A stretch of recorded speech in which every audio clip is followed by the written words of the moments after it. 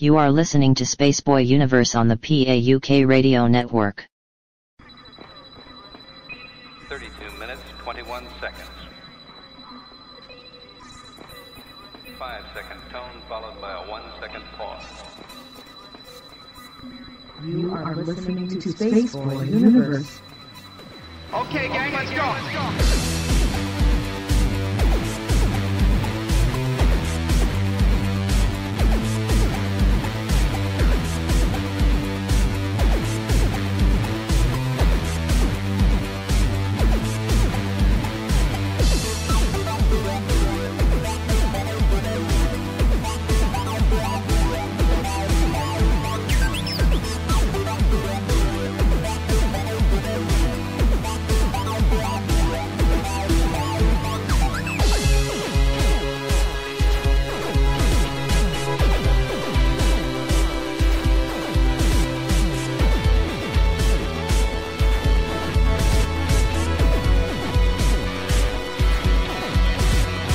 From the space city called Houston, Texas, welcome to Spaceboy Universe, featuring Spaceboy and the lovely Solana. So strap in and prepare for launch sequence.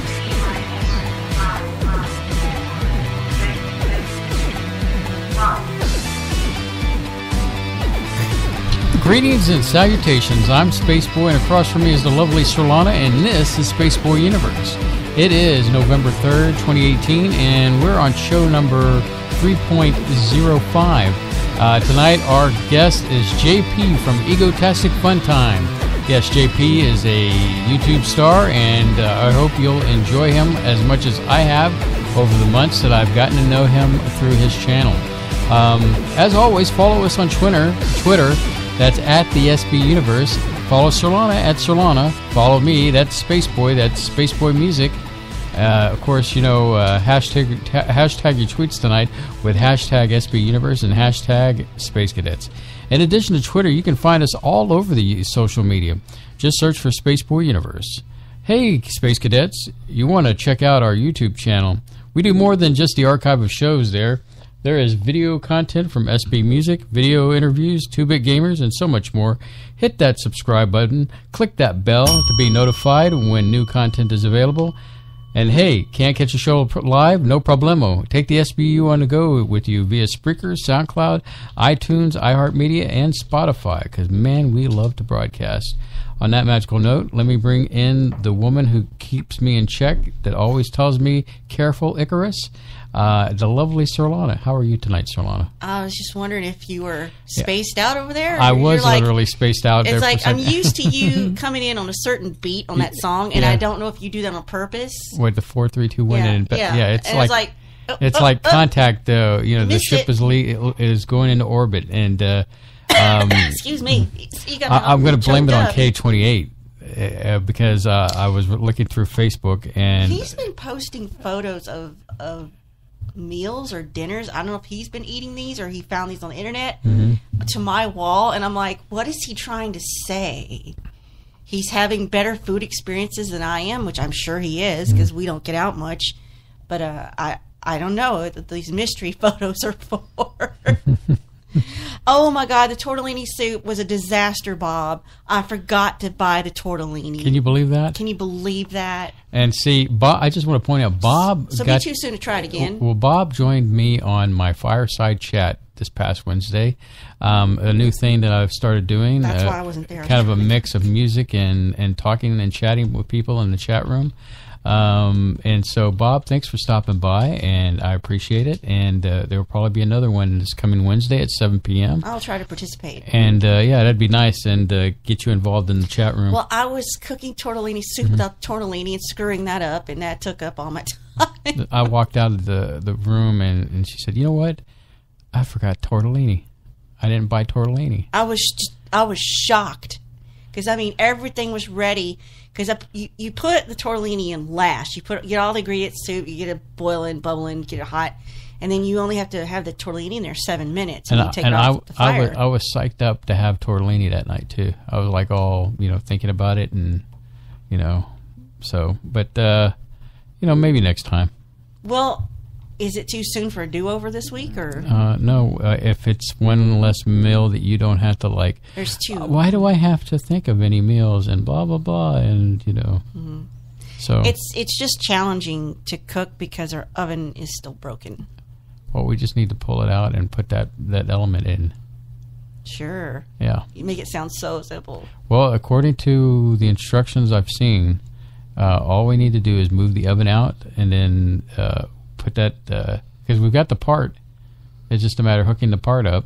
And, of course, it's a gas stove, so we got to be careful pulling that thing out. And, it is what it is. I won't bore people with that. I was going to say, I'm not going to bore the Space Cadets with that.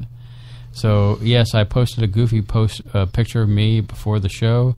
I kind of rose my microphone up to a point where it's kind of pointing down at me instead of right in front of me, because I have a tendency to be very animated with my hands, and I didn't want to bump the mic. I've noticed over the last several Spaceball Universe programs, there's a lot of mic thumping and bumping, and it's not me. What? I've caught you a couple times. You just don't realize. Yeah, but I mean, mostly I can tell it's you. Yeah, it is me, because I'm very animated with my hands. So... And then plus, I'm reading things in front of me, and like the script that works perfectly when you come in at the right the right moment, and so it is what it is. So okay, well, would you like to jump into some things? Sure, let's jump into things. Here's some headlines that have caught my attention. Right, first one. Sorry, I didn't mean to yell. Pardon me. AT&T. Yeah. And Dishes. Oh. Like Dish Network, Dish's HBO battle is the bleak future of cable and streaming. And the subtitle is vertical integration means you don't have to play nice with others anymore. So, Dish, the satellite, the company, Dish Network. Dish, the people that wait behind the baby items at Walmart to try to get you to buy. There is no more DirecTV. I think they merged in with Dish and just became Dish, or Hughes, So yesterday, let's see what day they say yesterday was. If this is, this date of November 2nd, they mean November 1st. Dish customers lost access to HBO due to an ongoing licensing dispute between HBO and Dish. Well, I didn't know there was one, because I think the only people that have Dish Network are the ones that have no other choice and no other options, because that's all there is. For the most part, I've been a Dish customer before, eons ago, and it's not so bad when it's not raining, Yeah, because you get in some of these apartment complexes won't allow you to have cable, but I don't know why. I mean, it's very strange. But you can have satellite Dish if it's not mounted to the structure, because they can put it on a pole. Well, the other day I was passing one of these apartment complexes nearby, and they had it mounted on the stairwell of the steps going up to the second story. Really strange. Anyway, so they said this situation marks the first time in HBO's 40-plus year history it's gone dark for this, It happens every once in a while in the cable industry, but it's also the first indication of closed-off cable nightmare that could be our future with companies like Comcast, AT&T, and Disney. They take control of larger chunks of the media landscape. And I think when you roll this into net neutrality, it is a bleak, dark future. Well, that's my take on it. But we don't have HBO, but we have Showtime and Cinemark through Amazon. You have HBO. Do I? You have HBO Go or something like that, I wasn't sure if I had. Isn't Westworld on HBO? Yeah, it is. So there you go. Because you do have access. You're paying for it through Amazon. Amazon. But the thing is that let's say Comcast for some reason goes out or whatever. All we need to do is get on our phones and bam. Because we have unlimited data plans. That's the only reason we can do that. Well, I didn't know this, but HBO is owned by Warner Media. Mm-hmm. Which was acquired as part of AT&T's massive Time Warner acquisition last year, so it's actually owned by AT&T. So AT&T wanted to merge. They were doing this argument, and the Department of Justice says, well, AT&T could leverage its ownership of the content to drive users away from streaming services like Sling and DirecTV, which I didn't think was around anymore. Now, AT&T says, oh, we'll never do such a thing. Whatever. Whatever. There's a reason that line exists in community. You're the AT&T of people. But he hates them. So, they're saying Warner Media is happy to send customers to a cable company that will pay its prices or meet a subscriber quota. But HBO commented saying to the Dish shutdown, we hope the situation with Dish changes soon, but in the meantime, our valued customers should take advantage of other ways to access HBO subscriptions so they can continue to enjoy our acclaimed programming. In other words, it knows you'll still pay for HBO, and if Dish won't pay up, it'll send you to someone who will. So it's getting kind of ugly, out there with the streaming services for the content. Some of the kind of unthinkable scorched earth policies where suddenly no cable company or over-the-top streaming service wants to pay A&T's price for HBO, like Game of Thrones, that's fine too. It just means we as users and consumers will be driven to other things like DirecTV, DirecTV Now, HBO Now services, which I think that's what you have. So it's... we used to fantasize about a whole a la carte service. It's like, I wish I could just pick this channel, and this channel. Well, here it comes, but now they're doing it in a way that really punishes you. Like, you've really got to pick sides because you're paying for it, So why make these deals with cable companies when you could just create your own streaming service to distribute all your content in a single... Is that you? What's going on? No. Is that you? No. Sorry. I'm not connected or making beeps or anything. Anyway. I'm silent on my Pardon that. I don't know what's that. I'm checking everything. There's nothing going on in the background. Anything at Call Studio? No, it's fine. Okay. I'm looking right at it. So, why couldn't we have all of our content in a single place like we want? AT&T Warner Media is planning to launch in 2019, combining HBO, Turner, Warner Brothers, and properties into an HBO Plus style service. It's like, it's almost like now they're so fragmented, now we want cable back. Because it's all under one roof, under cable. One stop, yeah. But we're so spoiled with streaming on demand. Give me the whole season at one time and screw those commercials, right? Right. So it's still not an ideal world we're living in for media and content. If the Dish dispute is an example of the future, it's easy to imagine a world where AT&T uses the power of its properties simply to demand whatever funds it wants from its distributors and leave them in the dust. So they're saying right now it's business as usual, and they are talking, according to Warner, Dish had the chance to extend its old deal before AT&T merger began, and it didn't do it. So Dish has a history of using channel takedowns as hardball negotiating tactics. So there could be some truth to this. Dish customers had Fox News blacked out in 2014, CBS in 2017, and Univision has been blacked out for the last 3 months. So basically they hold that content hostage, and their viewers suffer for it. In the end of the day, the consumer is just going to say the heck with you and move on to something else, because that's what all they're doing. Oh, look at me, I'm just trying to get paid for what I'm worth, and blah blah blah, and yeah, but what are you worth in your mind versus what I think you're worth? See, that's the problem with these companies, is they don't put the customer first. What does the customer want? How can I fill the needs of the customer? And the needs of the many outweigh the needs of the few. At the end of the day, that's the philosophy of these companies: is they do not listen to their customers. They treat their customers poorly, and do not give their customers what they want. And what happened with us? We ended up doing Amazon, where we do the channels and all that stuff on Amazon. Are you terribly heartbroken about cutting the cord per se? No, I'm not typical by any means.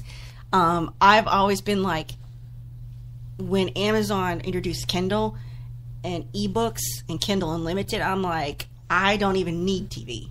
Right. I could live without television for the rest of my life, except for YouTube. Let me ask you. But, I was going to say, let me ask you this. Well, because I like watching YouTube on the TV. But let me ask you this: do you find yourself more entertained by TV since we definitely watch YouTube more versus regular TV? Regular TV, there's a few things hit and miss we liked, Mm-hmm. but I have gotten I can get more out of a cat video on YouTube or a random compilation of like something that's taken off someone's cell phone than I ever have of network TV. That's not to say I don't still have some beloved things. Like my favorite TV show of all time is always going to be the original Mystery Science Theater 3000 that aired Comedy Central / Sci-Fi channel. You'll never take that away from me, and I'm grateful for it. You and I have watched things over the last 3 years. We've been really Better Call Saul, Breaking Bad. Of course, I have to go back and watch that, but retroactively. But we did some Archer. We just went through, we found Rick and Morty. But we are watching these after the fact on Amazon. Mm-hmm.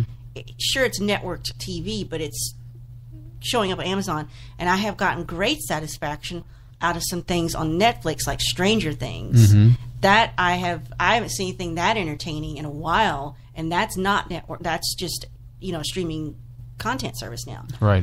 But if you had to take them all away from me and just leave me with an internet connection, which is what we have now, and you say, well, you can't watch, you'll say, well, honey, we can't afford Amazon Prime Video. We can't afford Netflix anymore. I said, can we keep our YouTube Prime Premiere account? Because they changed it from YouTube Red. It's like YouTube Premiere or something.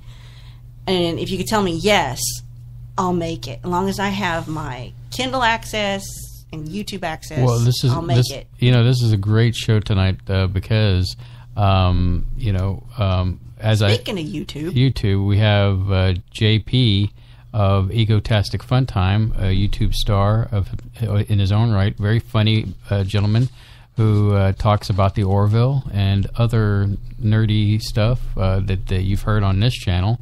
And I hope I get to ask questions too. Yeah, so it should be for a very fun time, or as JP likes to say, an egotastic fun time. And not to steal his little line from his thing, but that is what he is all about. And I bring up JP at this moment is because that he's a fine example of the different channels that I've come across that I enjoy. That's even better than TV. Yes, and I have gotten more entertainment out of just some random everyday person's channel, especially like the Let's Play gamers I used to watch, who are just as funny as some scripted sitcoms that I have seen. Because they're naturally, organically playing off each other, Well, you remember David Murray, right? Of yes. The 8-Bit guy.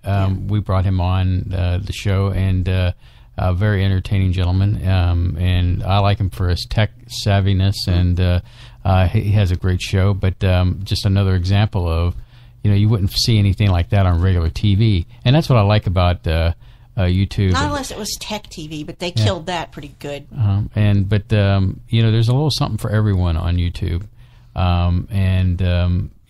it's just a matter of exploring and finding. In fact, SBU is on the YouTube channel, and you know what I like about SBU? What's that? We're also on Spotify now. Yes, that's because I live off of YouTube and Spotify and iHeart. I don't hardly ever go there, so I get a notice every day when. Hey, new content is available. Hey, you know how in the past we've talked about AI, we've done shows about artificial intelligence, and how it's not going away, it's emerging, it's coming around. Well, they're using it in ways I would not have predicted, like 20th Century Fox is using AI to analyze movie trailers and find out what films audiences like. I'm like, you can't go on social media and just see that? You got to use machine learning to find these patterns and data. So they're going to use AI to predict what films people will want to see, rather than having people just say what they want. So they published a paper in October explaining how analyzing content of movie trailers using machine learning, how they're doing it, and the trailer footage frame by frame, labeling objects and events, and comparing it to data generated for other trailers. Or they're going to give the audience laced Mike and Ike's, and that way they'll... That's an interesting idea, though. And then just trip out on the trailer itself. Well, the idea is that, and I don't like this, it's so reductive. The idea is that movies with similar sets of labels will attract similar sets of people. Hey, I got a great idea. It's a nerd movie for nerds, so nerds will be there. Hey, Ad Wizards, why don't you just, listen to your audience? We were just having this conversation about AT&T. Listen to your audience and give your audience what they want instead of... why they got to have complicated robots involved? Yeah. So could they make a movie about them making AI to analyze movies? I mean, I'd probably watch it because I'm a nerd. Don't you think that's strange? They've already had an AI create a movie script. It's even better if the audience composition can be broken down into smaller and more accurate micro segments. A good example is 2017's Logan. It's a superhero movie, but has darker themes and a plot that attracts a slightly different audience. So can AI be used to capture those subtle differences? Well, they say sort of. Of course, it's not a perfect system because, it's AI. That I think the flaw is in the programmer. But and there's all these charts and graphs and blah, blah, blah, and all these breakdowns. And, they're talking about Logan versus, X-Men Apocalypse, John Wick, Doctor Strange, this, what if this is like that, then it's just like this if-then statement. You probably, if you like this, then you might like that. That's how YouTube. It's kind of like ad libs, fill in the little spots and then create. Well, a they movie. just got to do whatever YouTube's got. Because I'll go on YouTube, I'll fire up the app on my phone, and it comes up with new content, and it says, "Hey, you want to look at this?" I'm like, I didn't even know that existed, and like, yeah, I do want to look at that. How did they know I wanted to look at that? This reminds. It looks into my soul or something. This reminds me of college when I was creating my essays. I created a form, if you will, like, okay, this is the topic. Here's the thesis. I need 3 supporting, stuff in the body. It's called an outline, baby. Well, I used the outline religiously to create my essays. So I wouldn't have to think it all out. Babe, that's what you're supposed to do. Oh, well, then I guess I did pretty good in school, didn't I? Yeah, you did. You were getting A's and B's, and you said you hated English. I did. Hated reading all that stuff, which I don't blame you. Some of that stuff was crazy. But, yeah, you rocked it. Just anything I could do to get through it is what I looked at. But, yeah. But I guess I make the comparison is I took the outline and just made my own little fill-in-the-blank sheet. I just bought a short from rifftracks.com, and it's like one of these black and white 1950s educational shorts, and it's about building an outline. And I swear to God, in the short, they show how to make an outline by building an outline about outlining. Huh. So it's like, I don't know if that's like Inception, whatever. It's hysterically funny. I'll make you watch it sometime, but yeah, so AI to analyze what we want rather than them just taking a poll or asking us or getting on social media. Why can't they use some bots to aggregate, like the Russians do? Well, I can assure you, Sherlana, there are no Russian bots here at the SBU. That you know of. No, there's no Russian bots. That you know of. Anyway, the good news is Amazon will soon let you pick which day your package arrives. Can you believe we live in this world? Wow. It's for Prime members, which you and I are. Just ahead of this gift-giving season. It's an invite-only program, so maybe you'll get a special email or something. It's called Amazon Day, not to be mistaken for Amazon's Prime Day. On Amazon Day, you can set the day of the week you prefer all of your shipments to arrive. So far, it's only open to a small group of users by invite. So it may not even be in this city, They're looking for ways that, like, if you work from home on Fridays, you could set it up so all your packages come on Friday. So I think that's nice. I wish that was available now. But this could, it benefits their bottom line, a decrease in packaging and multiple shipments, reported higher fulfillment cost. So, I mean, I'm sure they're doing it for their benefit, but I think that's cool. I hope it works. Now, on the flip side, in bummer news, private messages from 81,000 hacked Facebook accounts were for sale.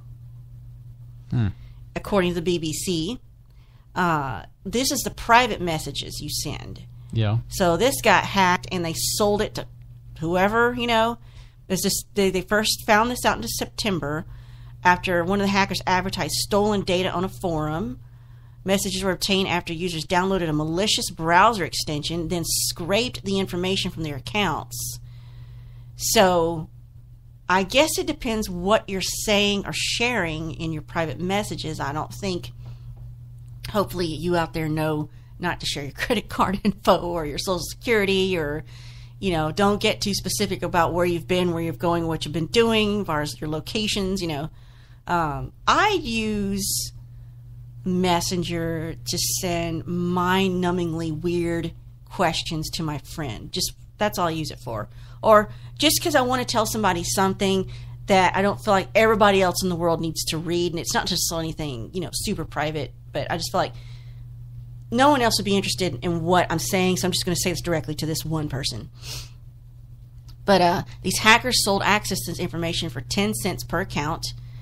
Their database includes 120 million accounts, and that's confirmed by cybersecurity experts. So they've contacted all the browser companies, makers, to ensure that they know that this extension is malicious, take it out of their stores. So I don't know that you can blame Facebook for this, because this seems like it was an exploit, targeted by just some random people. So I don't think you can really blame Facebook for the security issue, because it was somebody said, hey, go download this browser extension for whatever reason, and then it had a malicious script in it that scraped your data out of Messenger. So I don't think they could foresee that to stop it from happening. I'll give Facebook a pass on that one. You're so generous. Compromised accounts originated from Russia and Ukraine. Some belong to U.S. and U.K. Several Russian users had their messages stolen. Users had photos from a Depeche Mode concert and holiday events stolen as part of the hack. Well, how can you steal it? I mean, if it's sitting on your phone or your hard drive, it's not like they took that file and it's gone forever. That hack on the platform hasn't been the only significant one. They had another one where Facebook said hackers were able to obtain private details from 30 million accounts through a flaw in their View As feature. Now, that probably is Facebook's fault in a way, but there's not a lot I don't know if there's a lot you can do at this point to keep it, other than just be as cryptic and mysterious as you can when you're online. That's what I try to do. Yep, I try to do the same. All right, so long. We're at the bottom of the hour here. Mm-hmm. Let's go ahead and roll that wonderful bean footage and get to our break so we can hopefully get JP on the phone here. Hopefully. And so don't touch that dial, anyone. This is Patrick Scott Spore, and you're listening to Space Boy Universe.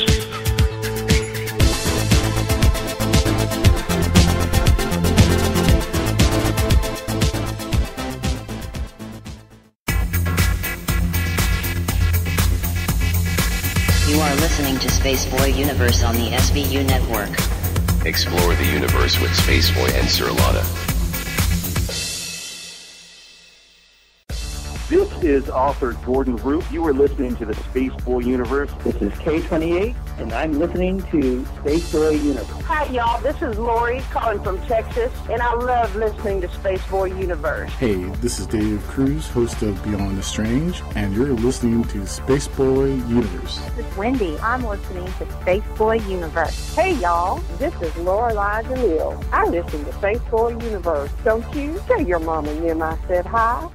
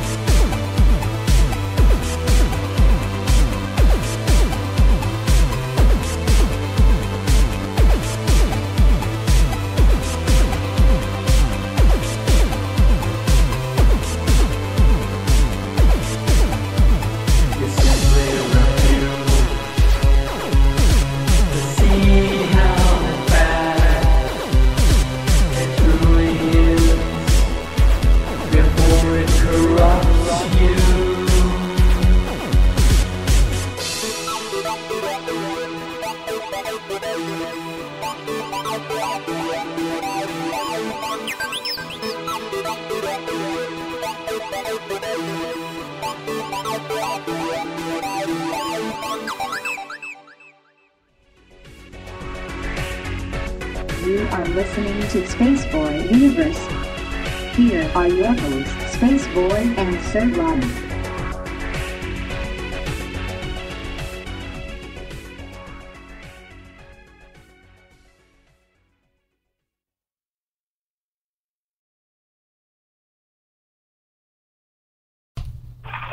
All right, ladies and gentlemen, sorry about that. Usually during the break, it always happens when we have a guest, we get into an interesting conversation. But let me go ahead and read this real quick, and we'll bring our guest in. EgoTasticFunTime, the only show on the entire interwebs that has JP doing his thing. And he apologized. He knows it sounds dirty. Every weekday morning, you can tune in to see what the topic of the day is. Let JP take you away on an EgoTasticFunTime like no one else can. He's seriously a comedy satire genius, you guys. EgoTasticFunTime is the brainchild of JP. Who's JP, you ask? There's only one way to find out. You're going to listen to him tonight, and also we push our space cadets to go check him out on YouTube and hit that subscribe button, as I always say for YouTube. His is a work of comedy, satire, and fun. Be a part of the revolution, or get out of the way. And in case you didn't know, that means be a part of the revolution. EgoTasticFunTime. It's always a fun time with JP. So here is our guest tonight, JP. How are you tonight, JP? Hey, gang. How's everybody doing tonight on this, where I'm at, a very cold and rainy night. I don't know about the rest of you. Well, it's not too humid. Weathers all around the planet. So, JP, tell us a little bit about you that our bio here did not really kind of push forward on that. Well, that bio is, as you know, my channel is called EgoTasticFunTime, and emphasis on the ego. And I haven't heard that intro that you wrote, that you spoke with words out of your mouth space in a very long time. In a very, very long time. That was a blast from the past. And I was like, oh, I need to update that. But as you can see, the ego is there because, the whole being egotistical was always like a joke I would always do all the time. Even when I was a kid, 8 or 9 years old, I understood the humor of, acting like you're, what doesn't stink, but at the same time, giving a little wink and a nod.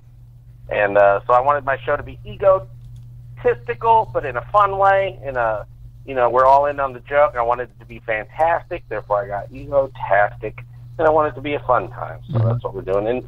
And I started out the show years ago, I think 2015, and, you start a YouTube channel. It's a mad dash of disappointment for many years, but, I'd do every topic under the sun. I'd think of something, and I'd rush home from work and just start talking about it, and it was a horrible show.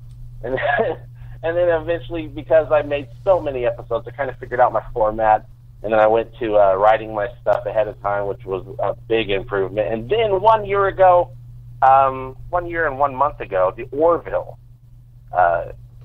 came on television. I watched it. I'm like, this is amazing. This reminds me of Star Trek, which I always wanted to talk about Star Trek on the show, but I really didn't see how that would have been relevant. Everyone else was covering it. What do I have to say about it, even though I have a lot to say about it?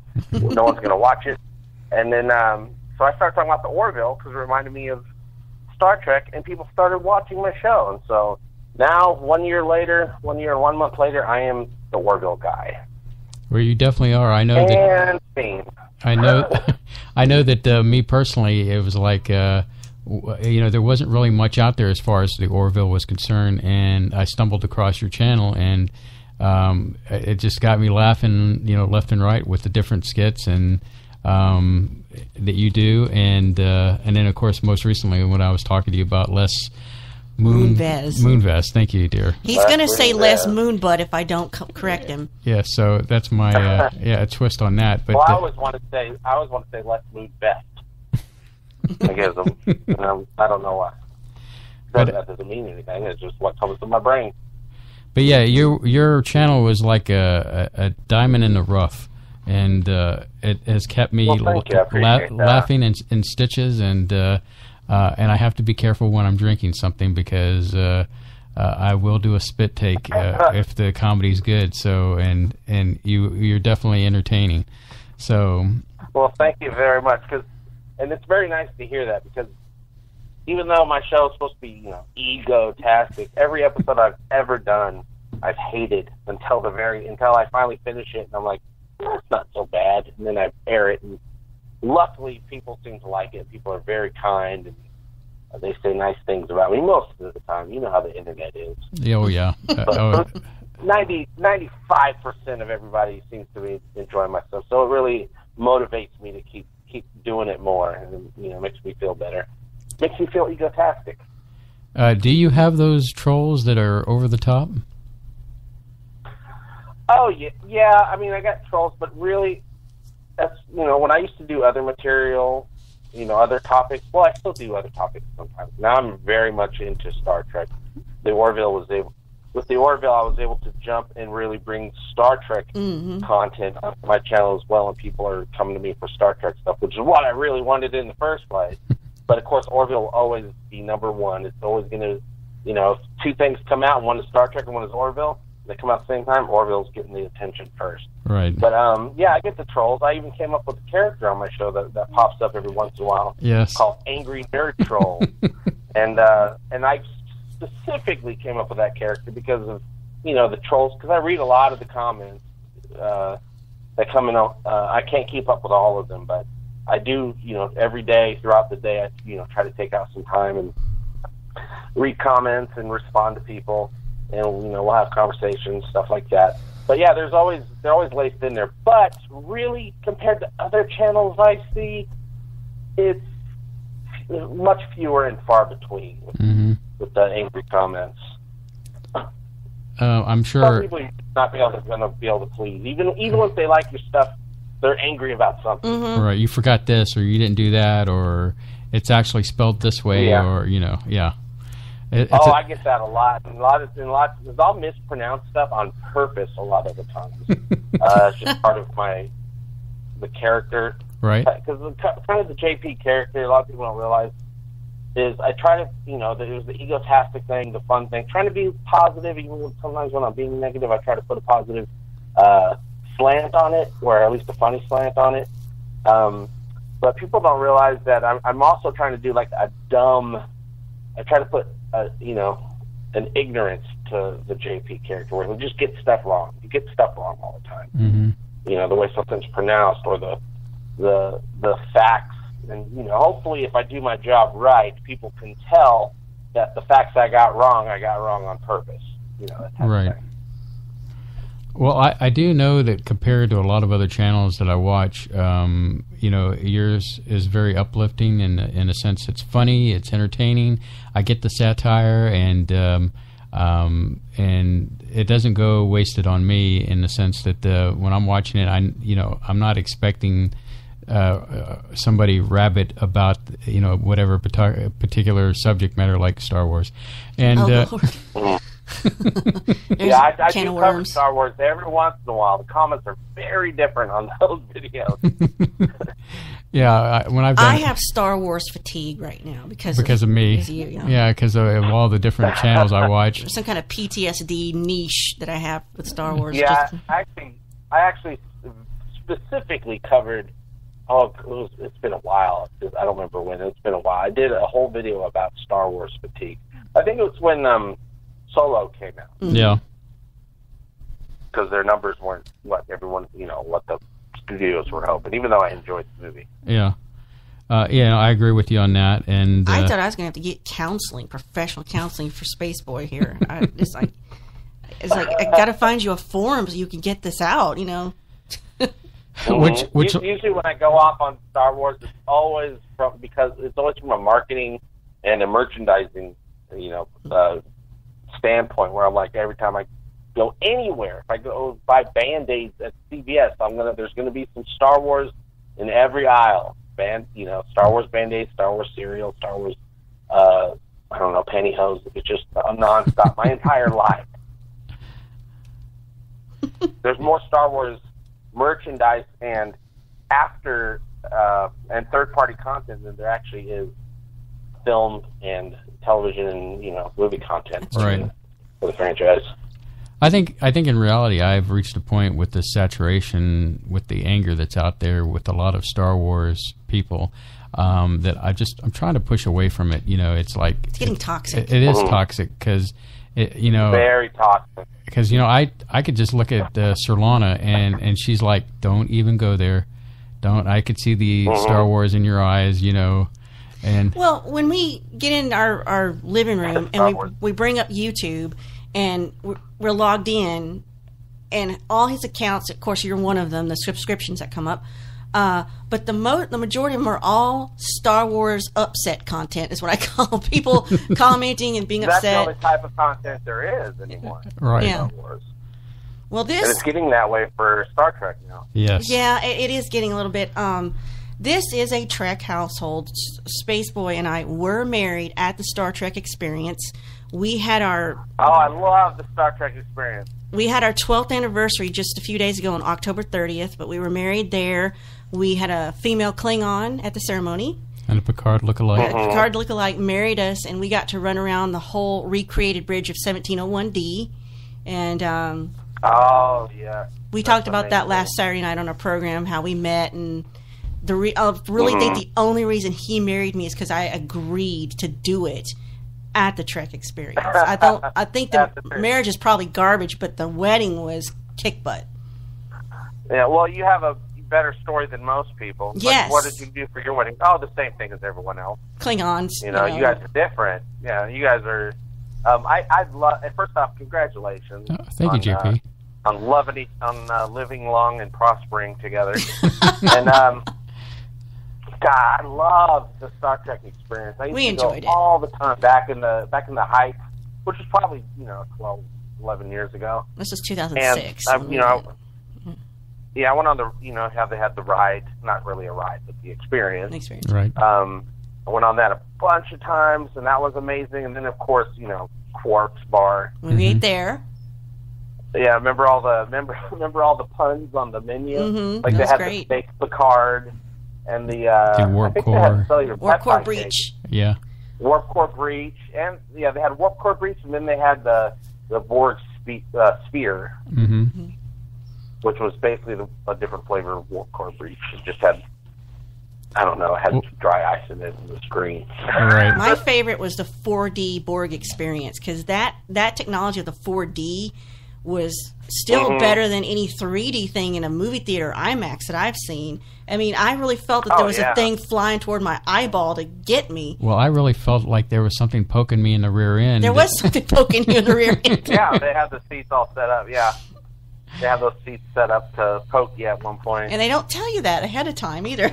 That's the 4D experience. Now we got 4K. Back in the day, we had 4D. I don't know why that went under. I don't know why. I don't know what happened, why they had to rip it out of the Hilton, but thank God we went when we did. I mean, and I love that the stuff around it was all kind of sci-fi themed with the slots and that kind of thing. So yeah, that whole half of the casino, that whole back half of the casino was all themed that way, and they had the full model ships up in the ceiling. Yeah, really large scale. 1701D. And I can't remember. I think they had Voyager up there. Yeah, I think it was Voyager. Yeah. And something else I can't remember. But yeah, that place was amazing. And but yeah, it's Vegas, so they have something comes in for 10 years, and then they have to have a new thing. Right. I mean, they tore the Stardust out, and we walked through the Stardust. It was like weeks before it was going to come down that we were there, 2006. Well, since we brought up Star Trek, JP, let's talk a little bit of STD. Oh yeah, I'm the STD guy now too. Well, that's but yeah, I'm the Star Trek Discovery guy now too. I thought they were calling it disco. Disco. They try to call it disco, and people that are true fans, people that like the show, which there are people out there that do like the show. I don't know if they call themselves Trekkies, but then they don't know anything about Star Trek when you ask them. But hey, people like something called Star Trek. It's for the new audience, I guess. But yeah, the show wants people to call it disco. I don't know if you watched it, but they even had T-shirts at one point when Tilly and Michael Burnham were running around the ship working out. Right. Their shirts said disco on them. And I'm like, no, we're going to go with STD because you can't miss out on you can't not call it that if that's what the initials are. That's the gift that keeps on giving. Oh yeah, I use it all the time, all the time because I do all the STD content now. Where I didn't do season 1, though I did do a full review of it after the fact, just so I can get caught up. And now I'm ready for the new season, and I'm also doing. The last one went really well. They have the Star Trek short treks. Yes. That are STD related. Mm-hmm. Well, I reenact them. Yes, that was so funny. Every word of it. So I can't wait to do the next one, which actually comes out in just a couple days. I think it's called Caruso. And Calypso. Oh, Calypso, yeah.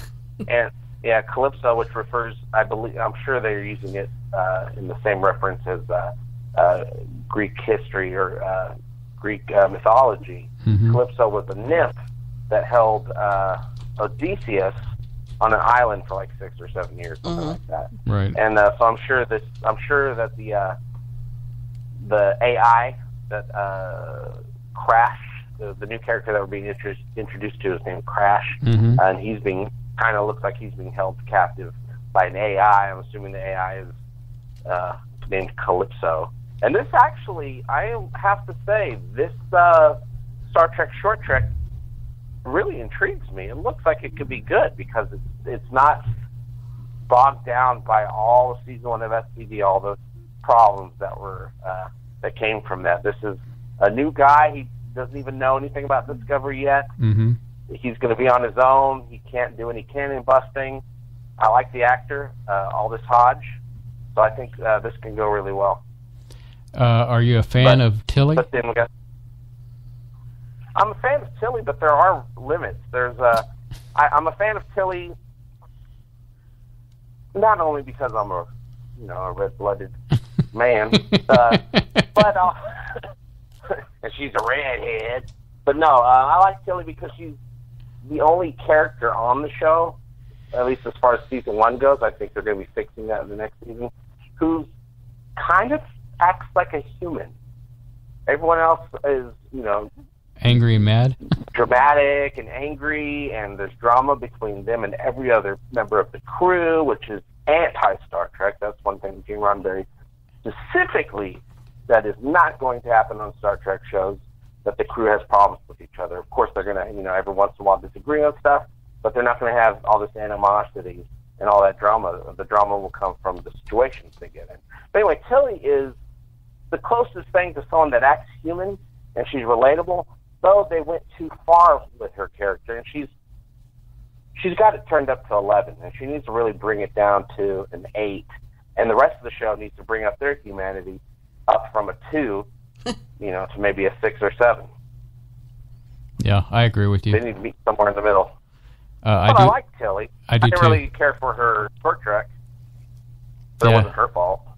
Yes, they're scanning the cargo bay or doing some kind of scan, and there apparently is an alien life form in there, and you don't think to scan we can go into I can go into the technical things just like anybody else that's a fan. Just to let you know, I'm being quiet because I can really only speak about TNG, DS9, and Voyager, so I'm letting y'all talk. That's all anybody needs to be talking about. Because I could go off on some of those episodes and those 3 that just to this day, like when we just had our anniversary, we always watch In the Pale Moonlight DS9 because that's our mutual favorite. That's like, okay, it's our anniversary, let's go watch In the Pale Moonlight. So because it was so well written. So there's nothing, that whole arc, the Dominion War arc, was so well written. And I know people don't like, well, it's war. It's not supposed. That's not very Trek. Where we're supposed to have this Roddenberry future where we all get along and live in peace. And I'm like, well, there's no way peace can last because you've got different species and different ideologies and this. So it makes sense there would be a giant war. So that's what I liked about it. Yeah, and DS9 was different because they're not. They're on a station with people coming in and out, and I mean, you got your main crew, but they're not really a crew that's, of course, at the end, last couple seasons, they actually get out there a little bit. But, they're not really going places. People are coming to them. So it's a very different, it is more of a soap opera type format for Star Trek that they're trying out. And DS9 isn't my favorite because it's not about exploration so much, but I still loved it. But, yeah, I prefer the exploration side of Star Trek, which is what all the other shows were doing. DS9 is very interesting, though. They were a lot darker, but they still had a lot of fun on the show. Trials and Tribulations, Little Green Men. I love the fact that Quark was there at Area 51. Oh, yeah. Oh, God, that was amazing. And then remember, well, of course you remember, I mean, there's Odo. Odo's very gruff, very hardcore, very tough, very humorless, but he was one of the funniest characters because of that. He was the straight man. Well, that's Renee. Renee's just very good, at that, I think. Wasn't he the straight man on Benson as well? So he's just a good play straight man. Yeah. My favorite character was Garrick. So I'm sorry, I couldn't hear you. I'm sorry, my favorite character on there was Garrick because he was so mysterious. Mystery, which is something we didn't really have in season 1 of STD. We just had a lot of on-screen subtitles and slow, Klingon conversations, which were just laborious. But I think in the next season they've taken some notes, and I really think they're really going to try to get back to exploring and solving mysteries, because that was one of the greatest things about Star Trek was every episode you're kind of, in most cases, you're kind of confronted with some sort of mystery, some sort of problem to solve, and by the end of the episode, they solved it, they figured it out, and you felt good at the end. Even if it was a downer, at the end, you felt good. Something was figured out and solved. Though that's the great thing about TNG, they threw us right into a mystery of new aliens, and then they introduced Q, which is one of my favorites across all the TV series. They sprinkled a little humor in it, not like the Orville does, but which is fun to watch. I'm glad that they kind of dialed back the humor part in the Orville. I didn't want it to be like the Orville. Yeah, go ahead. Yeah. Oh no, I'm sorry.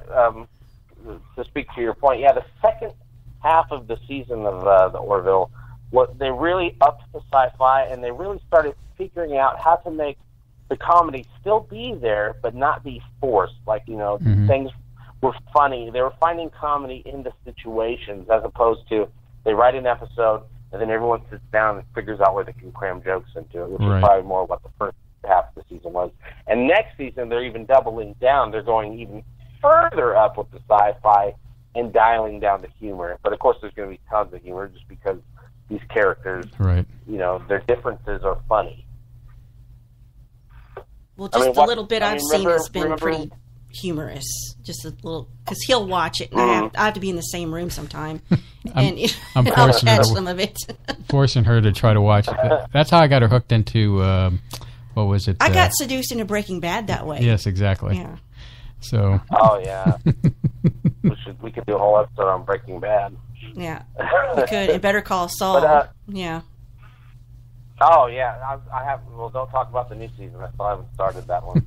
Oh, man. The thing is, I'm not able to watch as much TV as I used to because I'm trying to make content as opposed to absorb it.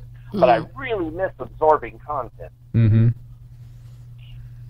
One of our. But, I still try. Go ahead. One of our people in our live chat now says the Orville is showing a high production value now. I guess that's what you're saying, is they're really ramping it up. Well, effects-wise, they're going up. Though I was very happy with the effects and from last season, but they are upping it up even more. But no, I'm talking about story-wise, sci-fi. This actual stories will be more sci-fi based, and the humor will just they'll try to find the humor, when it's a little bit more natural, not going to be a monkey wrench in the flow of the story, which I think they'll be able to do just fine because they really got the flow going in the second half of last season. I think the episode. Remember, like in, I was going to say the episode where Ed goes over to the Crenham ship, and they have to get the Crenham Bible, and I thought that was pretty well done, and kind of trying to show the Crenham that the humans aren't bad, But yeah. But that's not going to work. And actually, it's the Krill. Oh, the Krill. Krill. I'm thinking of Voyager right now. My bad. Yeah. Well, I have to. That's fine because it's been a long time for everybody except for me, who's forced to think about this stuff all the time, and on an everyday basis. And people are. Anyway, let me get back to my point. So the Krill are going to be a big part of next season. I don't know how big of a part. I know that there's a 2-part episode coming up. I think it's in the middle of the season. I don't know if the Krill are involved or not. But the thing about the Krill, the social commentary, which is pretty interesting, is because the Krill are extremely religious. Like their beliefs, as they became more science-based and had all this technology, their beliefs actually grew stronger, and that almost never happens in a society. Well, in Star Trek any space show universe, that doesn't happen. So the interesting thing is that they're making a parallel kind of with, and we won't get too far into this discussion, but it's kind of a parallel to the Middle East, where you can build all the Starbucks you want. There's still going to be that until they deal with the fundamentalism of their beliefs, which is something that all religions have gone through. Right. Until they deal with that, you're not going to be happy with the results. And it's going to take a lot longer than being able to wrap up an episode 2 of a show. It might take, the Krill might, dial it back at some point and really embrace, other cultures, stuff like that, and dial down the fundamentalism. But it might take 100, 200, 300 years. Right. And I don't know if they're going to do that many seasons of the Orville. Probably not. Who knows? As long as Fox keeps playing football and all the sports, we'll be getting the Orville once a year. Well, longer than it should take to get an episode like that.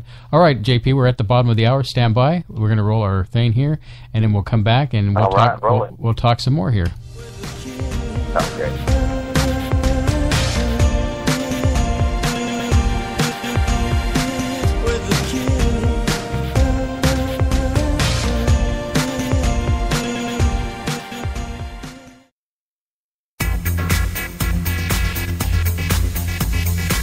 You are listening to Spaceboy Universe on the SBU network. Explore the universe with Spaceboy and Sir Lana. Hey, Sir Lana! What? If Spaceboy Universe was cheese, would you eat it? Come on now, it's a simple question. Maybe? SpaceboyUniverse.com.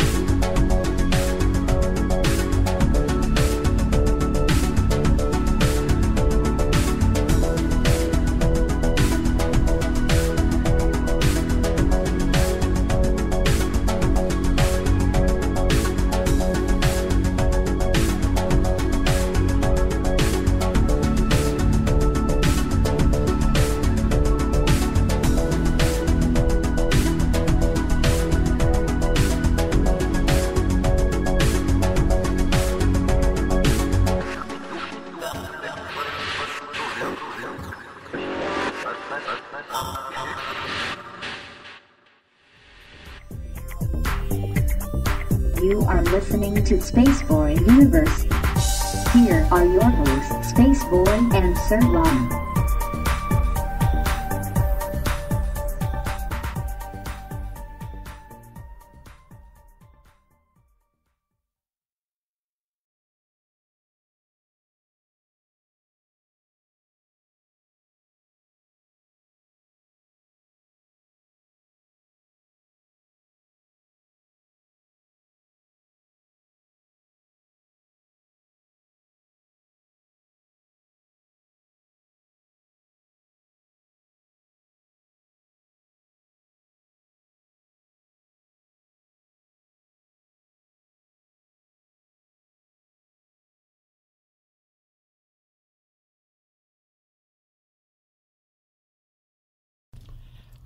Sorry, everybody. We're back with JP, the wonderful host of EgoTasticFunTime off of YouTube.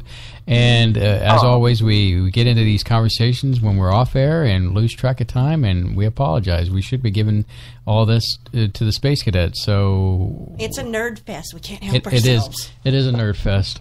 Sir Lon was talking about my best Stovacore. Yeah, just these little conversations we have when we're in the car and we're getting That's irritated. How the show got created. That's how Space Boy Universe came to be. It's like, let's just record our angst. And our conversation, our marital angst. You do a show of ego. Way to do it. Yeah, you do a show of ego, and our show is marital angst. So, do you know, or are you ready for Star Trek Lower Decks? Yeah, I haven't. Well, there's not much to really reveal about that show yet, but yes, I'm actually that show. First, it's created by the Rick and Morty guy, so you know it's gonna be funny. And do you remember that episode of TNG called Lower Decks, which is a kind of about the same exact thing, but people on the ship that aren't important. Yeah, they did one on Voyager like that too. The instance of something. Or was it Voyager that did it? But anyway, I can't remember if it was TNG or maybe it was Voyager Lower Decks. I think it was, because I'm going to do an episode about it soon, so I need to do my research. I think it was Voyager. Somebody will get on the content, make a comment. That's the wrong episode. But yeah, I'm very interested in Lower Decks because that is something that you can do. It's Star Trek, but you can't ruin anything. It's a dumb cartoon. Do whatever you want with it, and if it's written well, if it's funny, then I'm going to enjoy it. And it's taking place. The show is about the least important people on a ship that's the least important ship.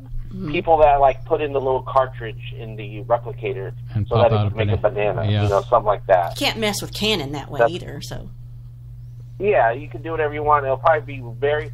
Oh well, that's also very interesting. It'll probably be very much more workplace comedy related.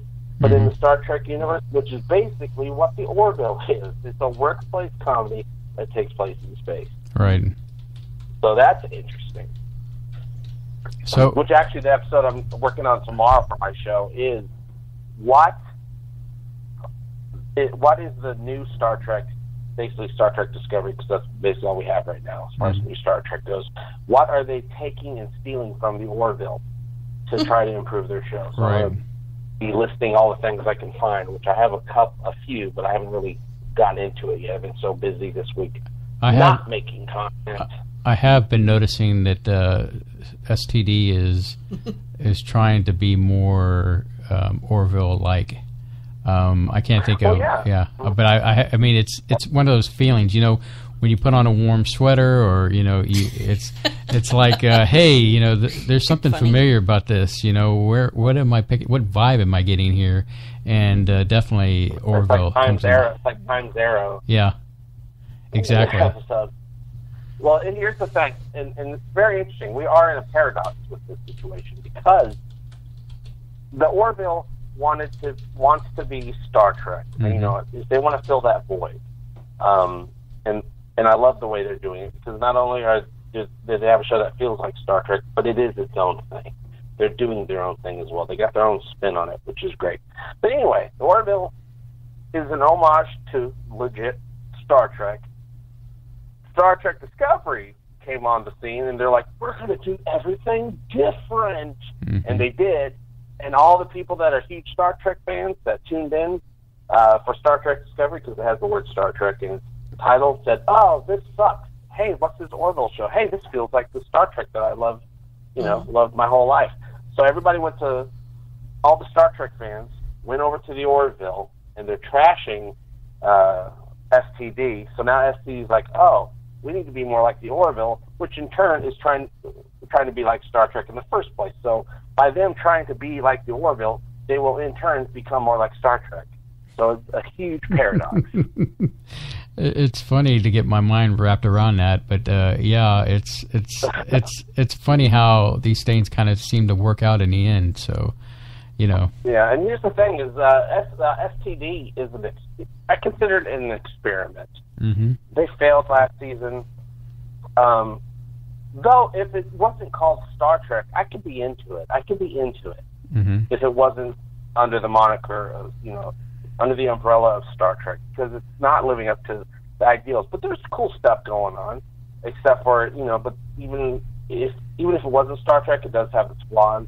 The Klingon thing, and I'm not talking about the way they look, but just the stories, the long, drawn-out scenes of having to read very slowly delivered dialogue through rubber masks is just horrible. They seem to kind of shift gears and go off in a different direction towards the last couple episodes. I'm like, whoa, we're not even dealing with the Klingons anymore. And then all of a sudden in the finale, we're dealing with the Klingons real quick. And let's not forget the constant calling from the actual creators.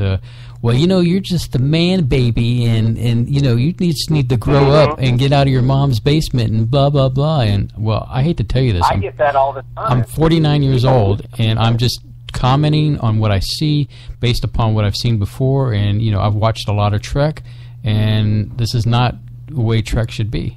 I mean, can I make an honest comment about it without getting ridiculed or persecuted? Yeah, and with this new season, because I do see that they're trying to make some changes, and it's going to be a while because, they fired the other two showrunners in the middle of production of season 2, and they put Alex Kurtzman, he is the showrunner now.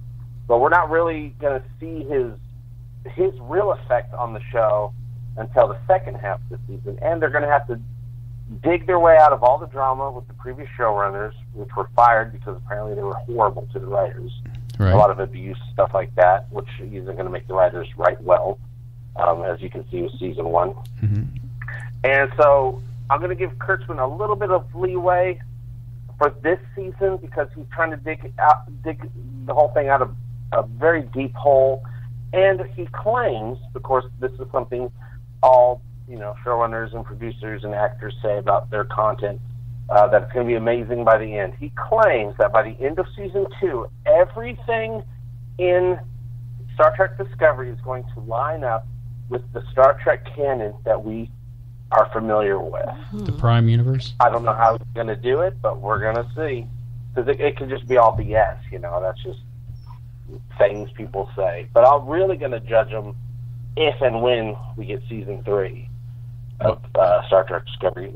I think it was interesting how everybody kind of perked up when they saw Pike's uniform looking kind of similar to the old uniforms of the original series. But yeah, yeah, I perked up with that because to me that looked like a modern interpretation of that era's timeline.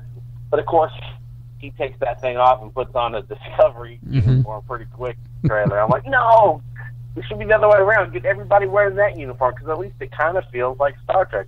The pants, the boots, the shirt's got that little cuff going on. But I went back and I watched The Cage, the original series pilot with Captain Pike, and I'm like, yeah, I could see this being a modern interpretation of that. And I think the actor even looks remarkably like the original Captain Pike. Yeah, I thought that was, I was looking, I'm like, yeah, I could totally see that. I mean, he doesn't have to look like him, but he looks like a man's man, which is kind of what the original Pike looked like, which is, what most actors look like back then, I guess. Like, hey, I'm Rex Handsome, and you need to dig me. Yeah, Yeah. Well, the actor that's playing Pike, I guess he's the star of Hell on Wheels. Yes. Which I have seen a few episodes of, but I mean, I wouldn't recognize him from it. But I've seen the trailer for STD Season 2 1,000 times, so I definitely recognize him now. Mm-hmm. But also, I think it's really cool. Well, I can't say that I really think it's cool. It's hard to give praise to the show as of yet. But I think I'm kind of, how can I say this? Effort, no, just kidding. It looks like STD Season 2 that's coming up should have been the season that we got last year. That's the show they should have started with, instead of all this Klingon War stuff that they did. They should have given us a hopeful thing to start off with, and then, exploration, Star Trek stuff, space, a captain that's really someone you want to follow, that you believe in. That's in the trailer he says, "I'll die for you, you die for me." That is, Star Trek. We're going to do this together. We're going to solve some mysteries, and then, maybe 2-3 seasons in, then do a season where, oh my God, we're at war. Right. We have a whole season where we're at war. That would have been very interesting. Yeah, I agree. And you would have got people, not, putting their hand, talk to the hand when the first season came up. So right. They have to win people back. So they have an uphill battle. And I just don't know if they have what it takes to win that battle yet. Indeed. So what are your, switching back to the Orville, what are some of your hopes and wishes for the future of the Orville? I mean, as far as stories that are coming up, or?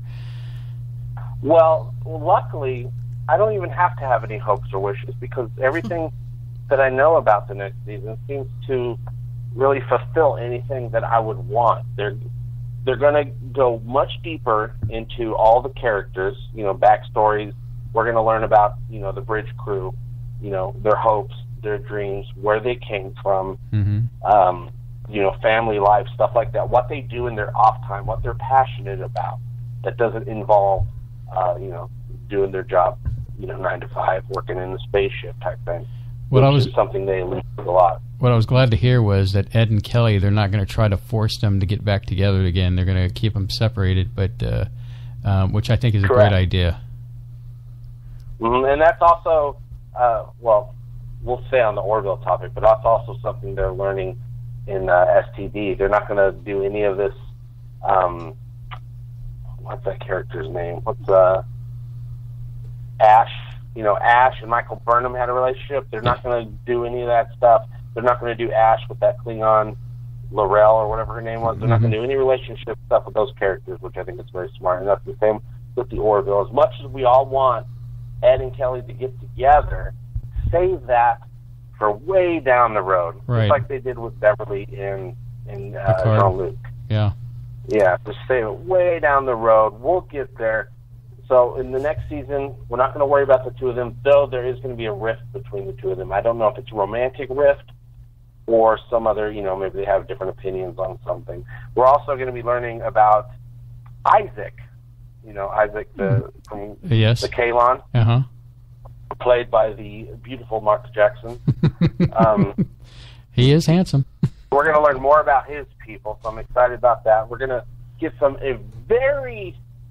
I can't even go into it. It's very racy stuff with Clyden and Bortus. And the environmental simulator and their love life. I won't go too deep into that, but it's going to be very shocking and hilarious. It sounds like. I'm very interested to see what's going on with Jessica Zor as the new Tala character. We know what she is. We know she's Selene. We know she's the new security chief on the ship, but we don't know anything about her personality. So I don't know if they're going to be like, hey, let's just make her like Lara because she's still in the Lara role, or is she going to have her own new, dynamic, how is she going to fit in with the crew? Is she going to get along? Is she going to, rib Gordon all the time? Is Gordon going to try to hit on her and she just like dishes it back? I have no idea. So I'm very interested to see how Tala's going to deal. Because Jessica Zor, in her 30s, so she, and the stuff I've seen her do, she has some, she can do some drama. So I'm very interested to see how they utilize her. This should pique Sir Lana's interest. Robert Picardo is supposed to be showing up sometime soon, right? Yeah, and the episode Home, which is episode 2 of the next season, but I don't know if they're going to air it second. I love that man. I don't know why. Yeah, because he's bald. Well, he's in season 1. He's in the episode Firestorm. He plays Laura's father, and he'll be returning in the episode Home when they actually go down to Soleil. And I've heard, I think it's official, John Billingsley is also in that same episode. It's probably a quick, walk-on thing, but that's 2 doctors. Yeah, Dr. Flock. 2 doctors, EMH. 1 episode. Yeah. So, yeah, Picardo's the EMH. Yeah, he was the best thing about Voyager, in my opinion. I guess because he's just so well-rounded as an actor and a character. And, I mean, anytime he was front and center, I was like, oh, this is going to be a good one, so. Oh, yeah. Anytime they this is the case in almost, I think, every Star Trek series. Every time the episode was a Doctor episode, an episode starring, something going on with the Doctor, it was always a better-than-usual episode. Well, you can make the case maybe Bashir was a little iffy. He was a little too arrogant for me. Yeah. But, Yeah, Bashir, I hardly think of Bashir, even though, we love our Bashir, his superpowers and intellect. But Phlox had an episode, I think it was called Doctor's Day. Yeah. Such a great episode. It was one of the really great episodes of Enterprise. He was a very warm and huggable character, He's just, Yeah. He still is. I just saw him the other night on, it didn't seem like him on television, on the Connors, He had a small role on the Connors, the new Roseanne spinoff. So if you want to see John Billingsley, there's a plug right there. Watch the latest episode of Connors, Halloween episode. Well, when you finally get to the latest season of Better Call Saul, you will see Ethan Phillips in one episode, and I've been like, we're like, there he is, He plays a judge. Nice. He plays a judge, so far removed from his other character. Wasn't he on Benson as well? Yes, he was. He and Renee were both on Benson, and I used to watch it as a kid because I'm old. Me too. I used to watch it as a kid as well. Not as old as Space Boy, though. Yeah, they got a name from my age. It's called Dirt. It's called Dirt. His birthday's this month. You can just say your space age. Yeah, my space age is 7. Which is older than Dirt. Yes. Yes. Well, space is probably older than Dirt. So. Yeah, you're Great. right. Now I've got that song in my head, Space Age Love Song, which I love, so that's good. Oh, yeah. Fox Eagle? Mm-hmm. That's how old. See, I'm old. I just proved it. So, you used to do, or do you still do comedy circuit? Oh, no. I don't do any. All the comedy I do is on my channel. Now, I know you do Twitch, so you do some gaming, right?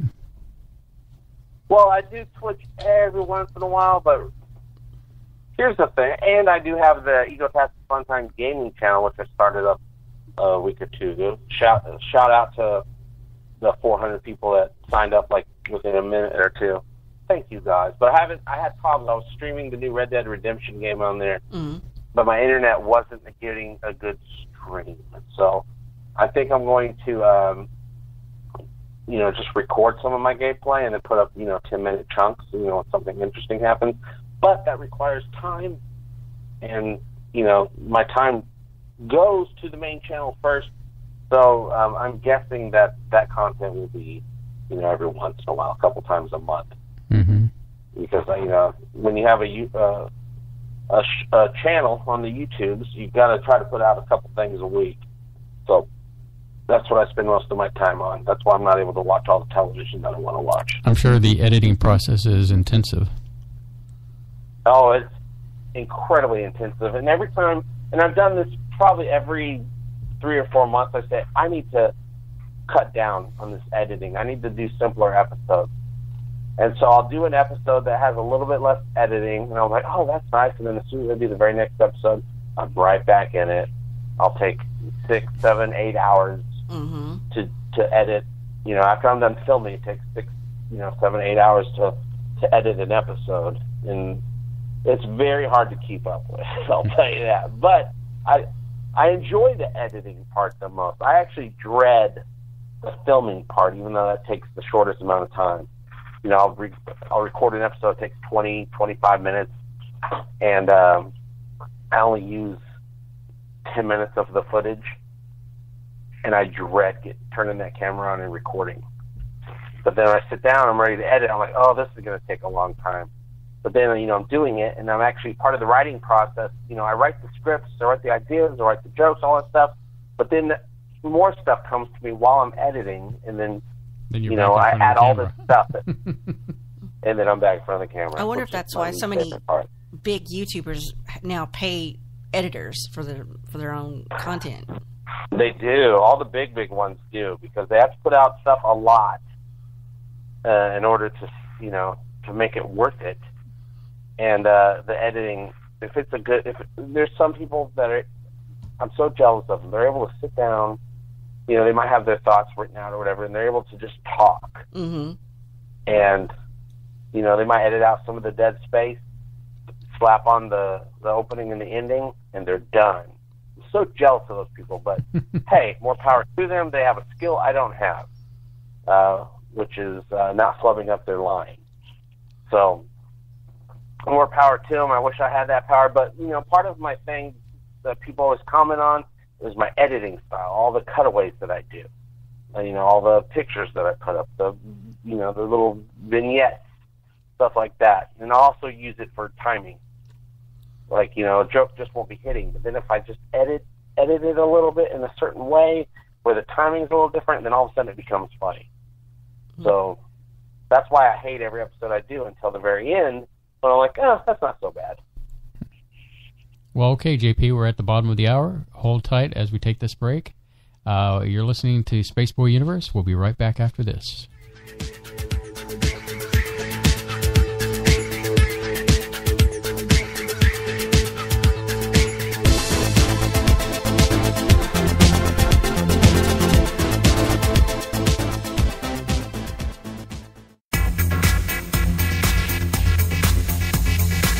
You are listening to Spaceboy Universe on the SBU network. Explore the universe with Spaceboy and Sir Lotta. The epic battle begins this Friday. Direct from ringside at Laser Death Melt. It's Bot versus Bot in Galaxy's 2-ton weight championship, where your challenger, Good Bot, will face the reigning champion, Bad Bot. You're terminated. Reserve seating starting at $30. 2-drink minimum, where ladies don't get in free. This is an SBU production. You're listening to Spaceboy Universe.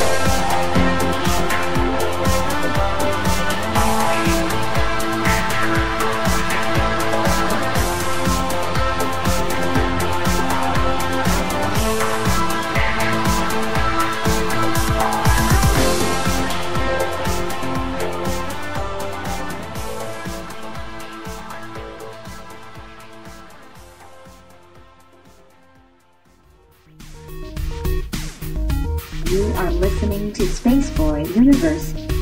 Here are your hosts, Spaceboy and Sir Ronnie.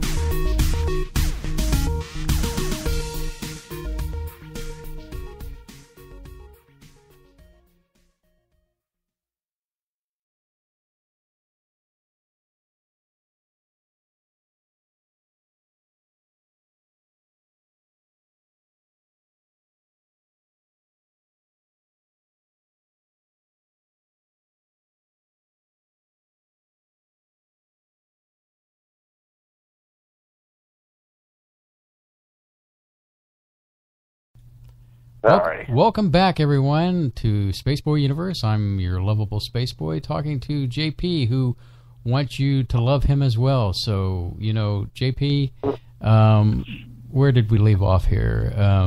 As far as you were talking about, upcoming things for the Orville.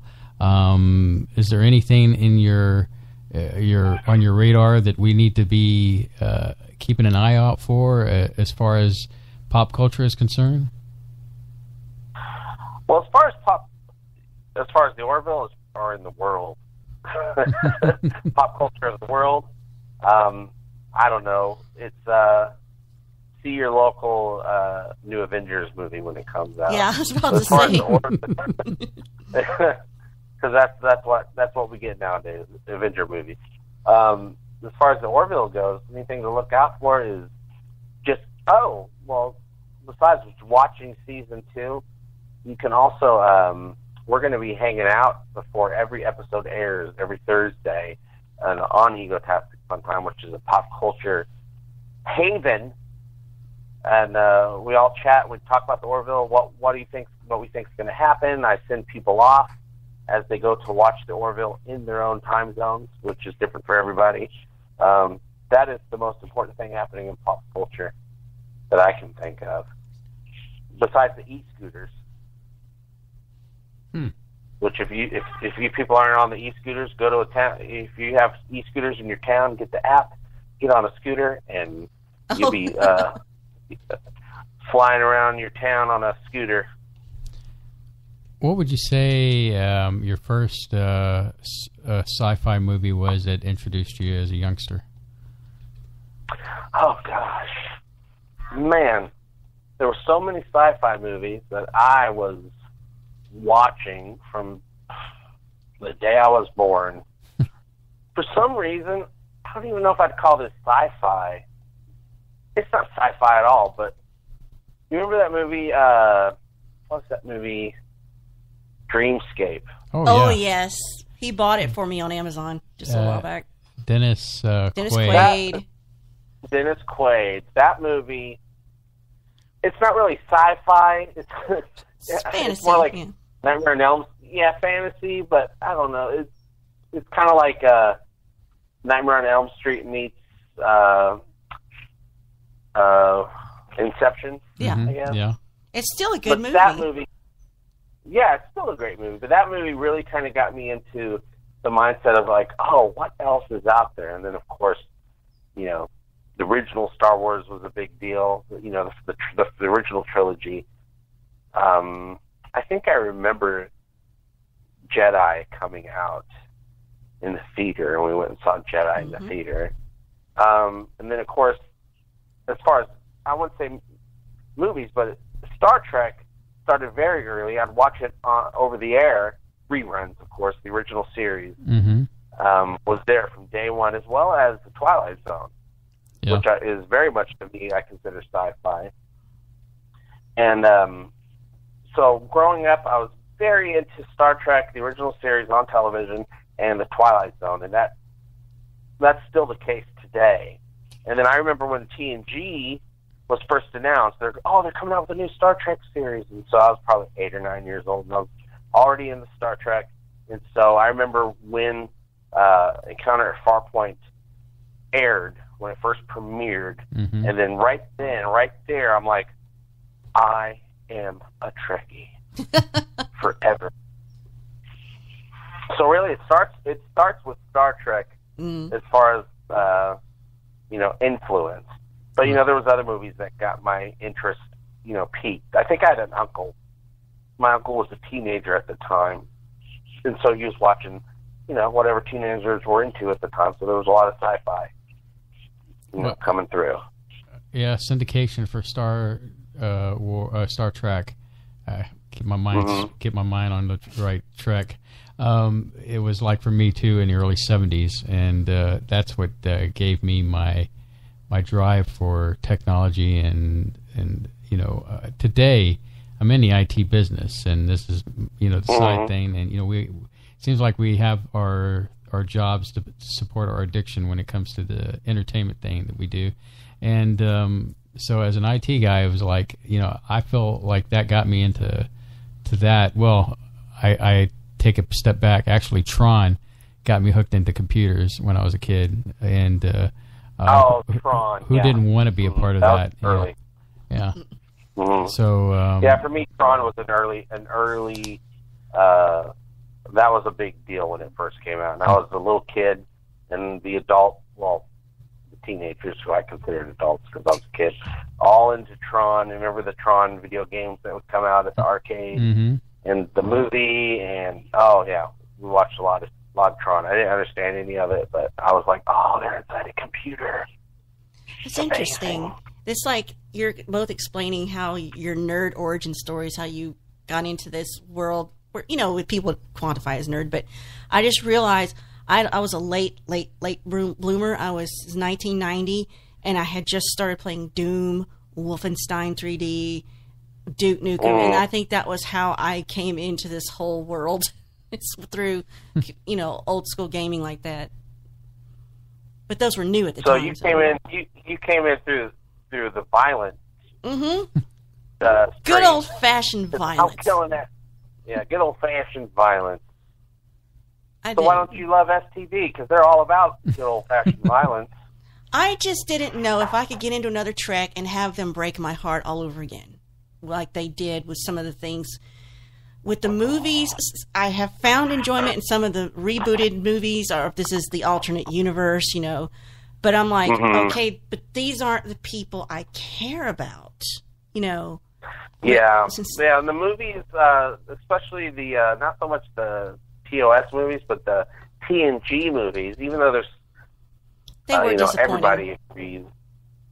Yeah, they are. Even if you like them, because for instance, everybody loves First Contact. Mm-hmm. That was probably the better one. Great movie, but it's got a lot of problems as far as canon and stuff like that goes. So, and of course, all the TNG movies, and of course you got to do this because it's a movie. You got to make your money. That's why movies are made.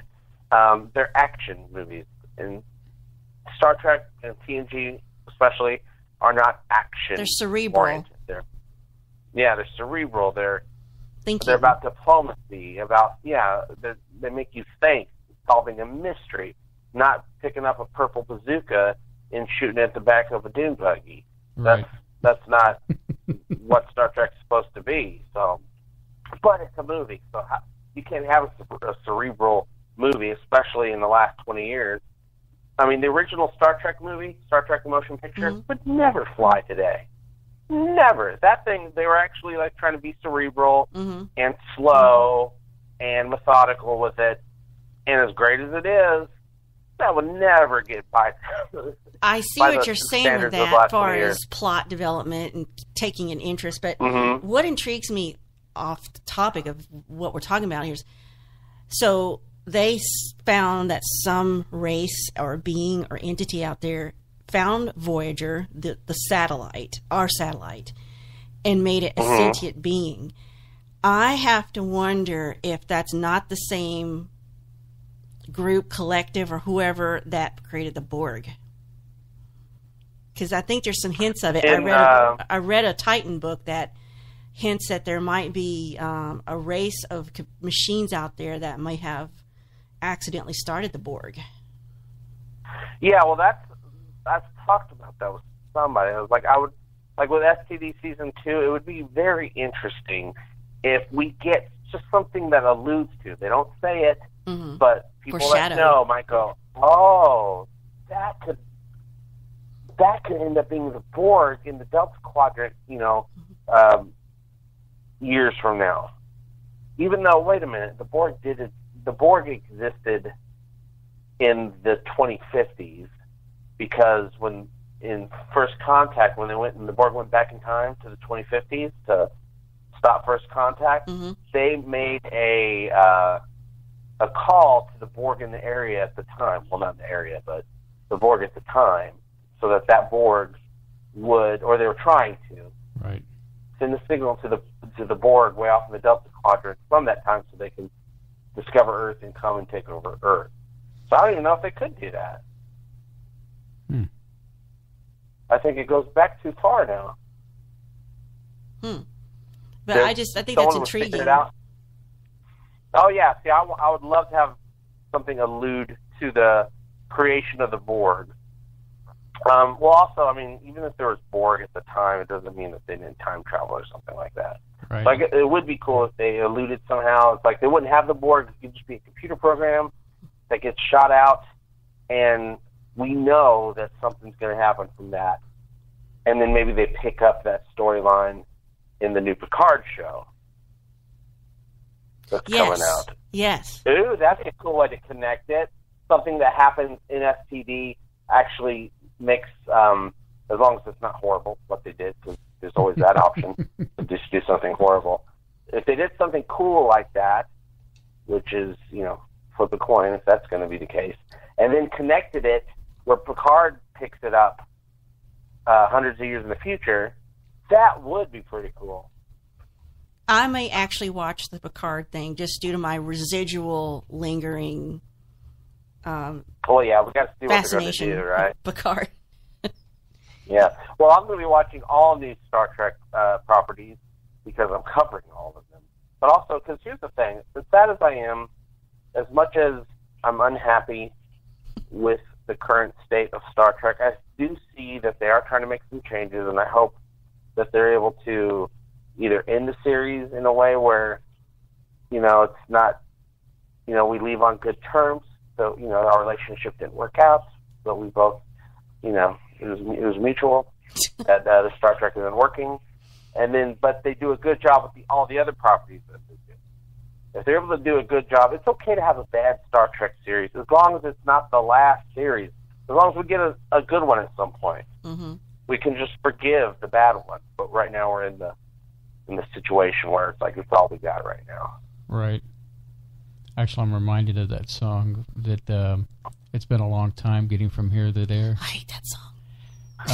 Interesting. I love that song. I hated that song for a season or two. Then eventually it just clicked at some point, and then every week I was like, "It's been a long time getting from here to there." And I do that. I do a joke with that song every few episodes on my show. Well, it's not even an original written song for the show. No, they it's got like Rod Stewart or something. Yeah, it came off of the movie Patch Adams. So as a musician, that aggravates me.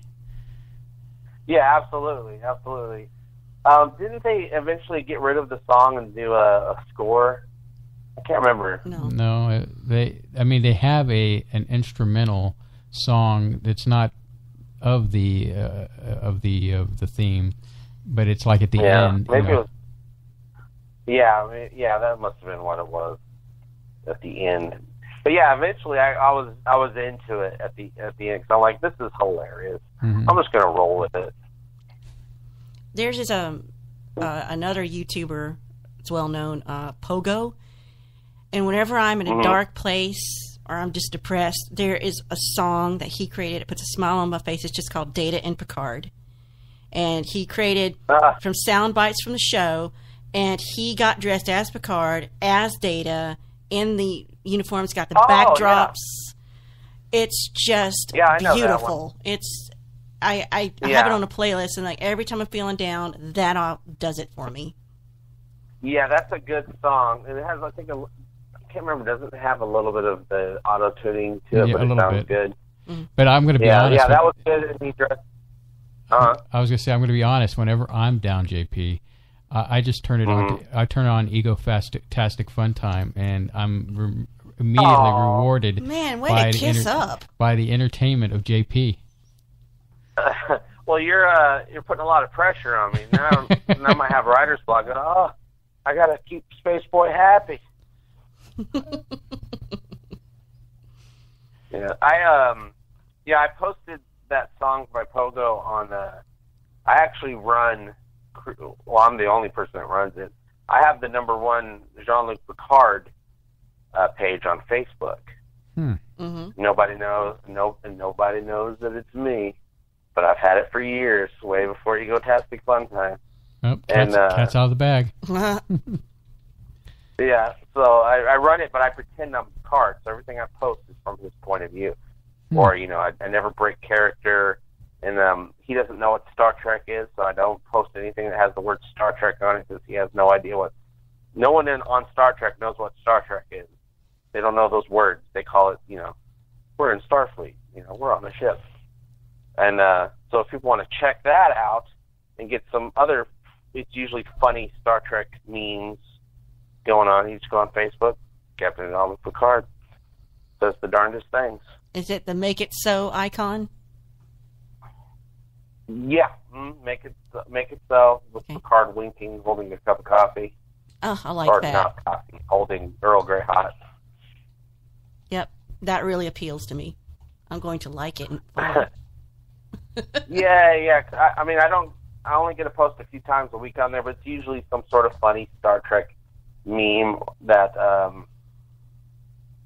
or sometimes it's a commentary on something going on in the world today, but done in a point of view of Star Trek. So, there's a shirt we have fun.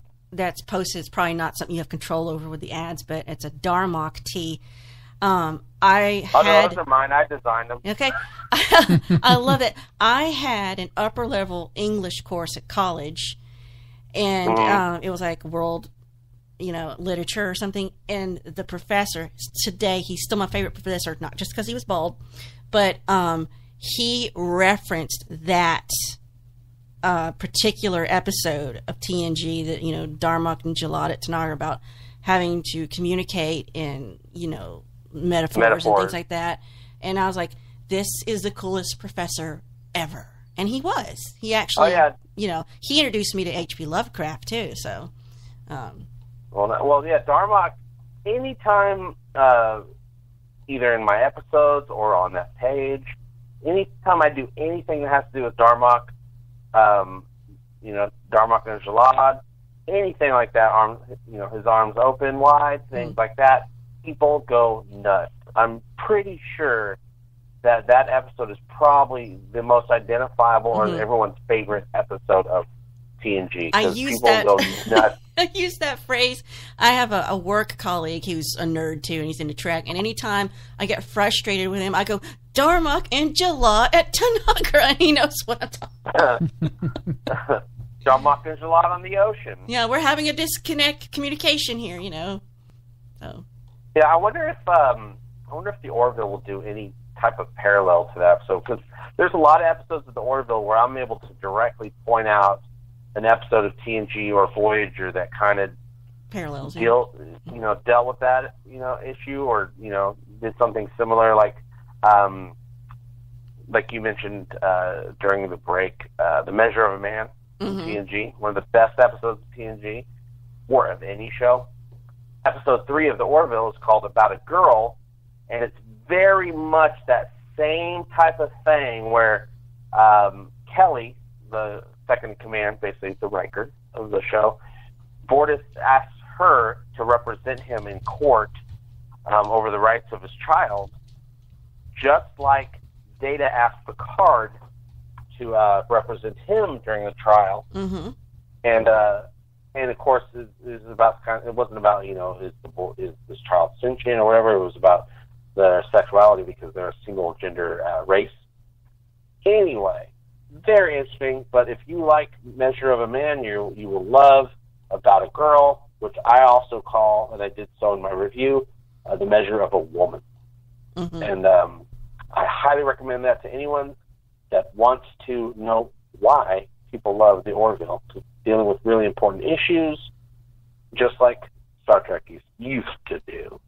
I guess it fills the void that we're not getting from a traditional Trek show. Yeah, and that was the purpose of creating the show. Seth MacFarlane he literally said, I saw that there was a void in entertainment about the type of sci-fi shows that I grew up, loved watching, where, you have your sci-fi show, space exploration, where it's optimistic, an optimistic view of the future. At the time, everything was, Breaking Bad,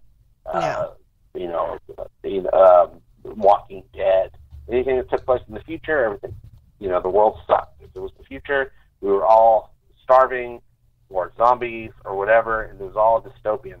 So he wanted to bring a Star Trek-style show back.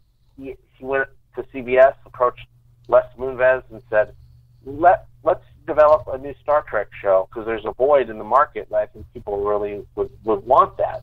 Les Moonves is like, what's a Star Trek? And we're not going to do it. And so Seth's like, I'm going to make my own Star Trek, except for with, blackjack and hookers or something like that. So that's what he did. And as the season goes on, you can really see the first few episodes are really trying to figure out the comedy versus the story and the drama. And then as each episode goes by, you can really see they're really figuring it out, and they're really starting to get a good groove going. And by the second half of the season, especially with the episode, which was episode 7, I believe, Majority Rule, it just, hits the ground running. And it's like, this is our show. We're really tackling some ideas. We're doing some space stuff. We're also doing some, away missions where we're figuring out how to deal with different races and their beliefs. And it's Star Trek. That's what I call a Star Trek. Well, JP, I don't know how much longer you could stay with us. Do you think you can do another 30 minutes, or you need to go? I can. It's Saturday. I can do another 30 minutes. Okay. I just went through both your Facebook pages and just liked the heck out of everything. So I'm not a stalker. I'm under my real name, in case you're wondering what that's all about. Oh, that's okay. That's fine. That's what social media is for. Because I like all of it.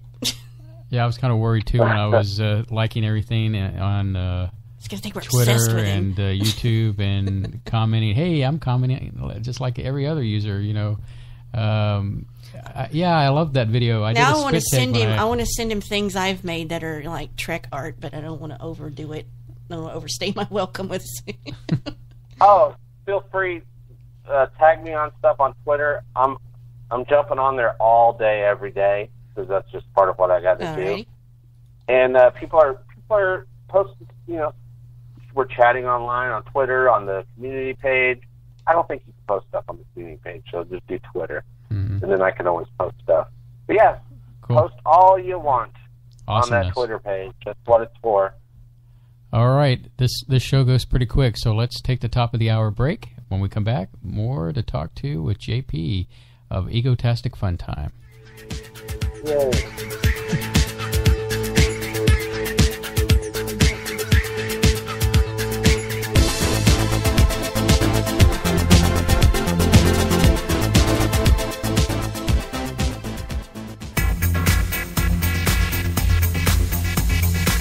You are listening to Spaceboy Universe on the SBU network.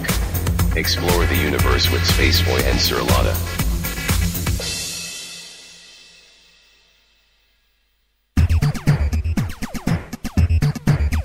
Get your game on Spaceboy Universe.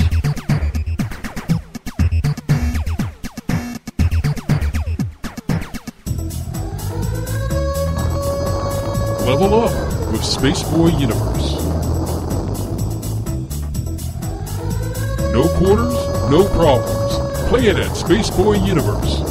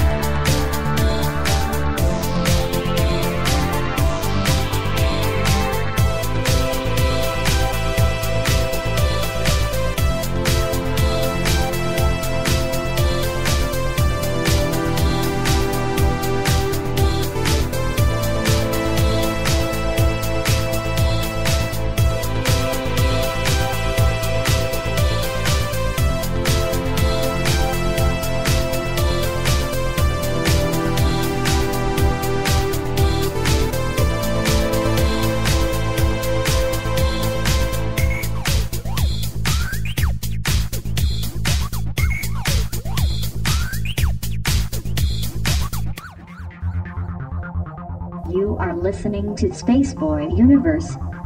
Here are your hosts, Spaceboy and Sir Lana. Hey, I actually remembered to come back from the break.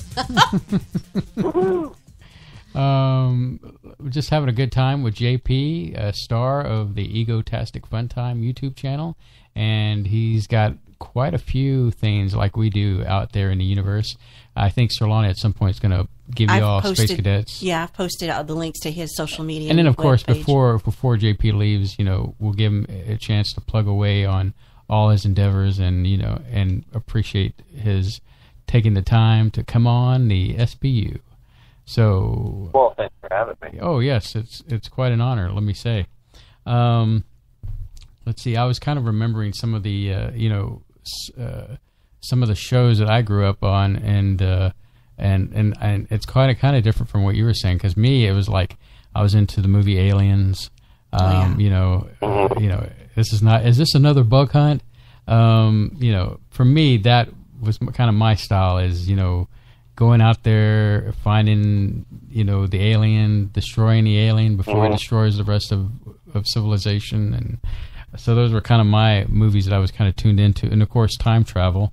Loved watching Arnold Schwarzenegger and Terminator, and but time travel in general. I think one of my favorite TNG episodes was surprisingly not Time Zero, but it was a Barclay-centric. I love Barclay. Anything with Barclay was awesome. Something like Lieutenant Broccoli. The Nth Degree. Yeah. Where the aliens use him as a way to communicate, but it's a probe, but it actually gets him really, really super smart, and he becomes kind of egotistical. He takes over the ship through the holodeck. Yeah, I love it. What I love about Barclay is he's the everyman character. He's like you and I. He's just the regular guy. He's smart. He knows what he does, but he's not like Geordie LaForge smart. And like everybody is so confident, uber smart at their jobs, and there's all this techno babble. He's silly. Barclay's like, okay. Yeah, Barclay's smart. He's socially awkward. He can't communicate. He has no confidence. He's like me. And he's like a lot of us. And then also that introduction of Lieutenant Broccoli in the holodeck was amazing. I mean, that was something very different that we haven't really seen before on TNG. Where all of a sudden we're in this, we see funny versions of, remember we had the short Riker as a musketeer, but he was really short, and that was a game changer. I loved him. The one where he de-evolved the whole crew, and then well, I think he kind of has some a comeback in Voyager where he proves himself, and yeah, because he helped get Voyager back. And he's loved by the Voyager crew. He's like good friends with Janeway, and Wasn't he also in Enterprise? I don't. Oh no, that was the Voyager. No, that was Voyager. That was Voyager. Yeah, it was Voyager. Because he was dealing with Deanna. That was a good episode. Yeah. In fact, he tracked her down on Risa, and and she's telling her this is highly inappropriate, and she's sunbathing on the beaches of Risa, and so they could have done a whole episode about that, yes. As far as I'm concerned. I like that Marina episode. Sirtis is going to be on the Orville this season. She's in an episode directed by Jonathan Frakes. I liked how he said it was like coming back home to Star Trek when he was on. It's very similar. But Marina, he cast her. He was doing an episode. They were looking for an actress, and I don't know what the character's like, but he told Seth that Marina would be perfect for this role. So they cast Marina to be in an episode. I think it's probably going to be episode 9 or 10. And that same episode has Ted Danson in it. I believe Tim Russ. Oh, Tim Russ. And what's his face that played that was in Insurrection, the bad guy in Insurrection. Yeah. Abraham. He has an initial. Yeah, F. Murray Abraham or something like that. F. Murray Abraham, that's exactly it. I always thought Tuvok was the most Vulcan of all the Vulcans ever portrayed. I mean, he never deviated unless it was something, unless he was ill. He never deviated from unless something was going on, or if he was what was it when him and Neelix Tuvix. Tuvix, that was it. Yeah, we were just talking about that today. Is my favorite Vulcan besides Leonard Nimoy. Mm-hmm. He's the only one for me that has really nailed it. No one else has really nailed it. I mean, they do a good job here and there, and then all of a sudden you're like, I don't know about that line. Yeah, I thought because he never broke. They never tried to make him funny, for the sake of a joke or thing. It was just, he would have a pithy comment, but the one that really irritated me was the one on Enterprise who used to be on Alien Nation, which I loved Alien Nation. You talked about the ambassador. The ambassador something. But he played Sykes on... He irritated me. He was snotty. I didn't like his attitude. Yeah. Well, the Vulcans had a very interesting storyline in Enterprise. They did. Later on, where it's like, these aren't the Vulcans that we thought they were. That blew my mind. Mm-hmm. They got involved in conflicts. They weren't like the listening outpost. Yeah, touchy-feely huggables, All right. And that whole Andorian thing was interesting, too. Oh, Jeffrey Combs. And that's another sad thing about current state of Trek, even though we have no reason to really complain as if we haven't done much with them. But the Andorians were really fleshed out in Enterprise. Enterprise they really gave tribute to, they really fleshed out this race, the Andorians, which Jeffrey Combs. Right. And Andorians became one of my favorite things, one of my favorite races because of that show. And I hate the Andorians, even though we've hardly seen them. I hate the Andorians on STD. The makeup's wrong, whatever. It's probably more, true to the original series or even TNG, because Andorians kind of look dumb in those old series. But they got these super low voices, like they lowered the pitch in post. And I'm like, that's just... They auto-tuned him? They don't seem like real people. Yeah, basically, they auto-tuned. Wouldn't that be funny if they had a race of people that only spoke in, like, rap auto-tune? That'd be cool. That would probably be on the Orville. That would be their Darmok episode. We can't understand. They only speak in auto-tune. They only speak in 90s rap lyrics. That would be... Yeah, well, I'd understand that. I could communicate with them. I could be like, she and figure out their dialect, or not dialect, but their language. Yeah, I agree with you as far as the Andorians are concerned with Enterprise. I thought they were real fleshed out, and I really like the relationship between Jeffrey Combs' character and Shran. His name was Shran. Yeah, I just remember.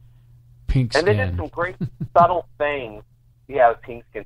They did some really subtle things with the makeup, the makeup effect with the Andorians on Enterprise. Yeah. And it's very unnoticeable if you're not paying attention. But they did a couple things where you'll see Shran walking into a room, and there's something on the ceiling that's a little low. You'll actually see his antenna pull back to not hit whatever is in the way. Right. And it's so quick. I guess they had remote controls attached to those antenna, which is really cool, but it's so quick you wouldn't even notice it. I remember seeing it. I'm like, what just happened? And of course, we had DVR back then, and we would rewind it. I was like, oh my god, I can't believe they thought to do that. Mm-hmm. Well, it was a big difference between the original series and Enterprise, and it was definitely, I like the Enterprise presentation of the Andorians. So those things on their head were like their curb feelers? Mm-hmm. Well, apparently they... I know. I'm not funny, I know. Apparently they didn't mean that much because Archer, thank you. I had to think about it there for a second. Cut one of them off when they were doing the battle. And that was like a taboo thing for them, I think, wasn't it? Like, oh, yeah. That's just like cutting off somebody's ear. Mm-hmm. Oh, I was thinking lower down, but... well. Well, you never know. Well, they're not Ferengi, so, Right. They have 4 partners in a, for to reproduce, it takes 4 of them, Andorians. I read this. I remember something like that. Yeah, in the Trek books, which I've read some. I read a couple of books that take place after DS9. After Captain Sisko goes in to be with the prophets. What happens with everyone that's left behind? And there's an Andorian on the station, and there's this whole plot about the whole planet's mad at him because he won't come home and mate. And there's a love interest he's got with a non-Andorian, so really interesting. The books are, I found a lot of satisfaction with the books, and the Titan books, oh my gosh, I'm not saying I'm intelligent, super intelligent, but I have a degree in English, and I'm used to doing certain level of reading, but I had to go look for a dictionary to get through some of the Star Trek books. Some of these words, I'm like, I've never seen that word before. Did they make that up? Is that real? I have to go check that out. Yeah, it's you're talking about the novels. The Orville is finally starting to get fan fiction. I believe there's an Orville fan fiction. There's fan fiction for everything. I bet you there's fan fiction of you, JP. Oh well, hopefully it's nothing. Some of that fan fiction gets a little racy there. This is the Rule 34 thing. Thanks, Solana. I just spit up all over myself. Yeah, there's Orville fanfiction out there. A lot of it I haven't read too much of it yet. But most of the stories are about Alara, which, is understandable. She's a fan favorite, but, it's the storylines that are, about other characters that I'm usually interested in. But I'm very interested to see, as time goes on, I guarantee we start getting Orville, like official Orville novels. Yeah, you think so? Which would be excellent. Oh, yeah, absolutely. Because I think we're at the start of something that will become the new Star Trek, where I'm talking about, because we're already getting lots of cosplay, but I think it's going to get big eventually. And, maybe some types of spin-offs in a few years, conventions, stuff like that. I think it's all coming. It's like being at the start of Star Trek, but kind of, because at the beginning of Star Trek, we didn't know. Nobody knew what it was going to become, what it could be. But here we have experience. We know what it can become, and I think there's a big possibility that it's going to be the new thing where there's Orville Con, and I know we're getting toys eventually, the action figures. I know that likenesses have been commissioned. JP, so it's coming. Were you familiar with Axanar? Oh, with Axanar? Mm-hmm. Yeah. I know all about Axanar and the Axanar situation, but I haven't actually... I've seen a couple scenes from it, but I haven't watched it. Well, let me propose something to you and get your thoughts on. Mm-hmm. You had the Axanar situation where Paramount lost its you-know-what over the fact that a fan film created all this revenue for being a fan film, and then it created all these new rules and regulations that fan films need to follow. What I'm surprised is that, with the Orville, why Paramount or even CBS, the TV side of that, didn't claim like, hey, the Orville is blatantly a ripoff, and I'm not saying... derivative, Yeah, that it's a ripoff or anything. Well, I think I think that Fox, and especially Seth MacFarlane and the lawyers, because, everything's lawyers now, Star Trek Discovery is written basically by lawyers. Mm-hmm. I think they're well aware of what they can get away with and what they can't. So, for instance, even though I love the fact that they don't have transporters on the Orville, I just love that they have to actually take a shuttle somewhere. Mm-hmm. They don't have that. They don't have that ability to just beam somebody off at the last minute. I love that. It really heightens the stakes. But I think if they had a transporter in there, that would cross a line, almost like a transporter, even though it doesn't exist, is like a patented thing or something like that. Well, so I think they're full, like they can't. Even Seth MacFarlane was actually addressed at Comic-Con this season. One of my fans asked him one of my questions, and because I did a video a while ago about how Star Trek exists as a TV show in the Orville universe because Seinfeld exists. right. in the Orville universe, and Star Trek exists in the Seinfeld universe. And I had a bunch of other examples. So she asked him that question. It's on video. And he went around it. He said, I don't think there's any way to answer that without making a bunch of people angry. And he's basically talking about CBS. If he admits that Star Trek exists, even as a TV show on the Orville, he's crossing a line where CBS will have something that they might be able to get away with, suing the show. I think the show is skirting the line, but it knows exactly how to skirt that line. Now, I'm trying to think. I thought there was some kind of technology that through the course of the show that alluded to transporter technology. I'll have to go back. Oh, they had, in the episode Priya with guest star, what's her name? That's right, Charlene. Right? Charlize Theron. Yeah. Yeah, or Theron. I say it. Come on, JP. You made a big deal about her in the video. Well, yeah, I used to make a big deal about any good-looking lady in the videos because people like that, but I tone that down a little bit now. I'm trying to be a little bit more diplomatic. Gotcha. But in that episode, she's from the 29th century. Right. And she just appeared. She transported, and he made a claim. Ed said, "Oh, it's nice to know we eventually get transporter technology," which is one thing to say it, but to use it all the time, I think would be too much. Also, in the season finale, Mad Idolatry, the race from the other universe that was, time sped up 700 years every time they'd show up. Mm-hmm.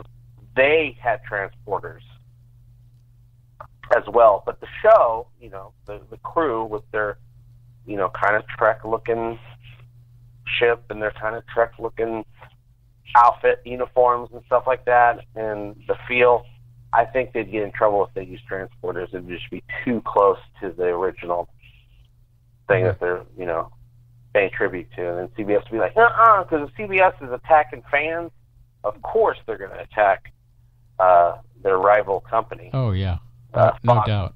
And they're probably already mad that the Orville is an actual television show, whereas STD is actually an internet show. It doesn't air on television. Mm-hmm. Boom. Yeah,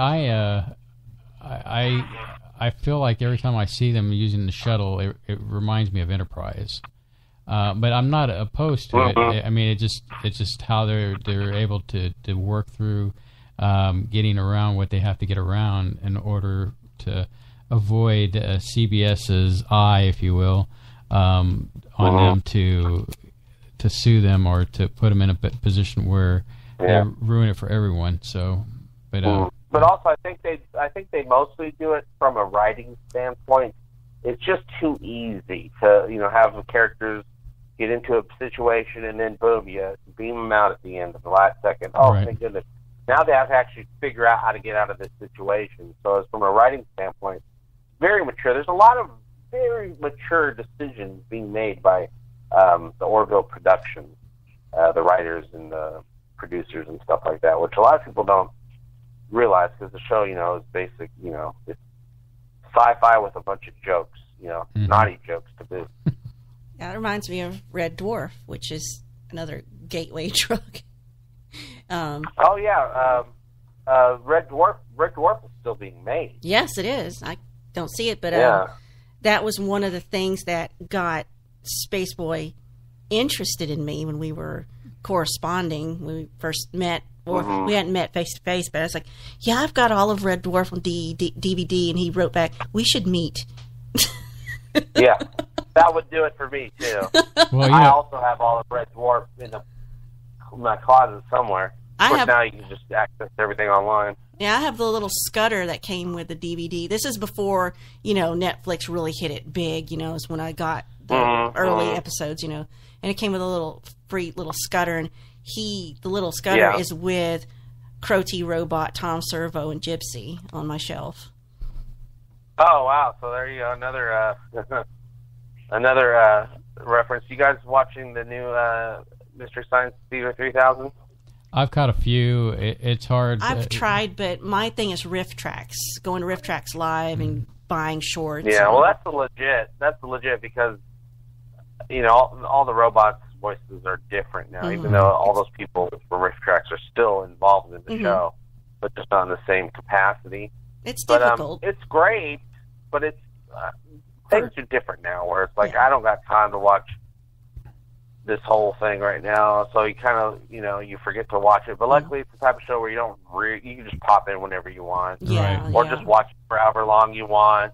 If you watch an episode in 30 minutes, go by and say, okay, I'm good. Well, I'm just really into the shorts and buying the shorts because they're just that humor is right on my level. Well, the snarkiness. Mike, Bill, and Kevin. We went to see Riff Tracks Live, Starship Troopers, and oh, what a thing of beauty that was! It was I remember when they were advertising enjoyable. That, yeah.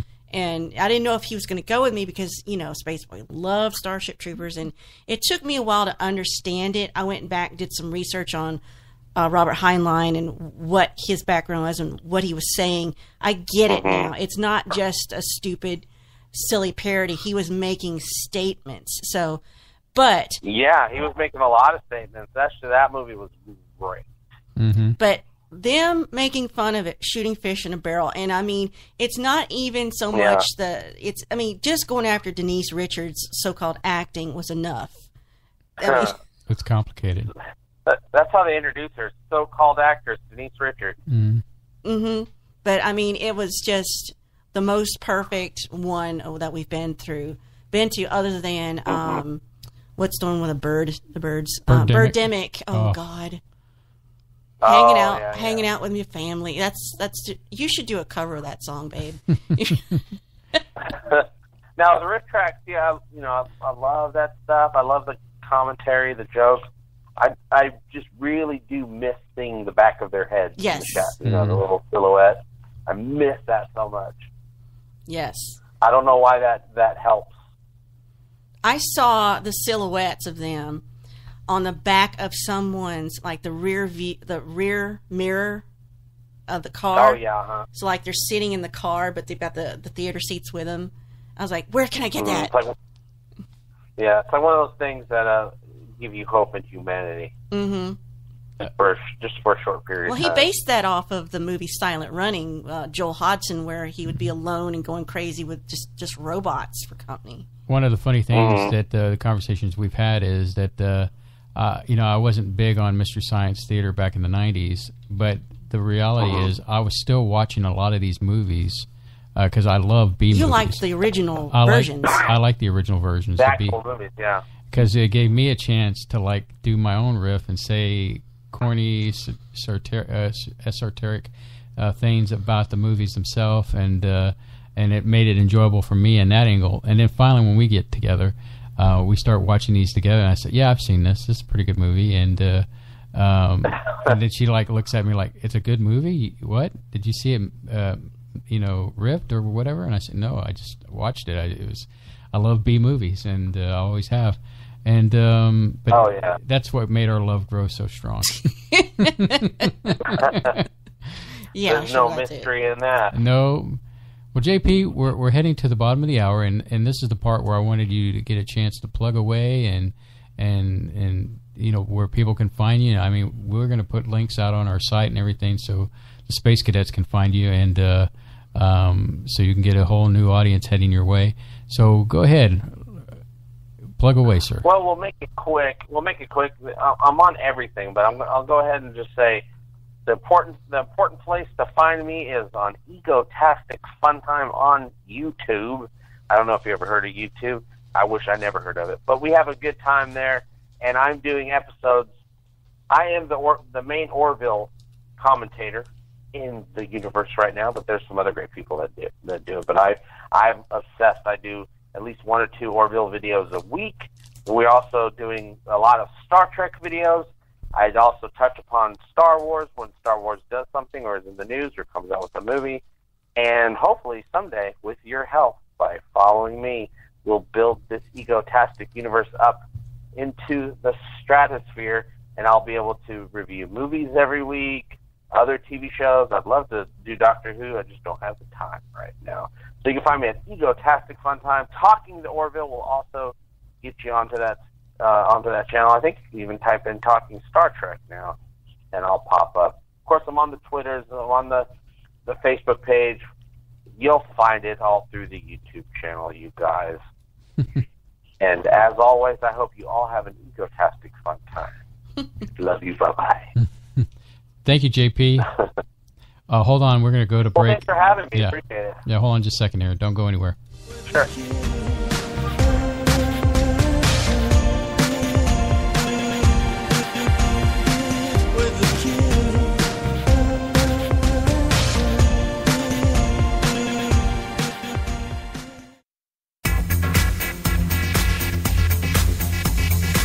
You are listening to Spaceboy Universe on the SBU network. Explore the universe with Spaceboy and Sir Lotta.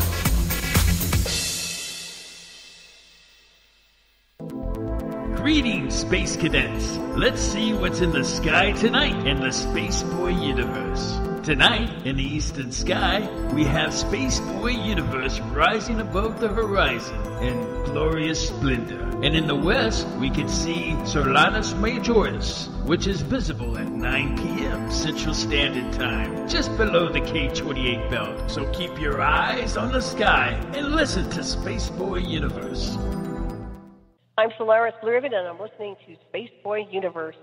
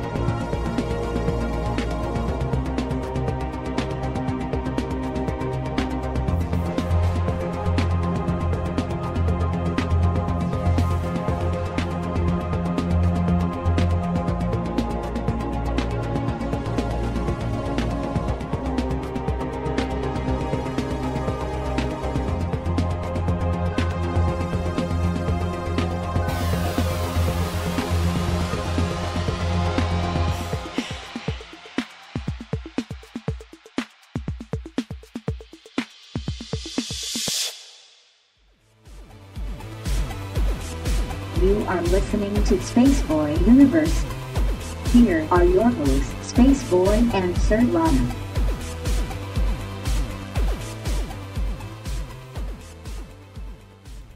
Hey, Space Cadets, I'm back. Sir Lana, are you over there? Yeah, I'm here. I'm trying to look for last-minute content. Well, you know, Space Cadets, thank you for all the compliments to the guest.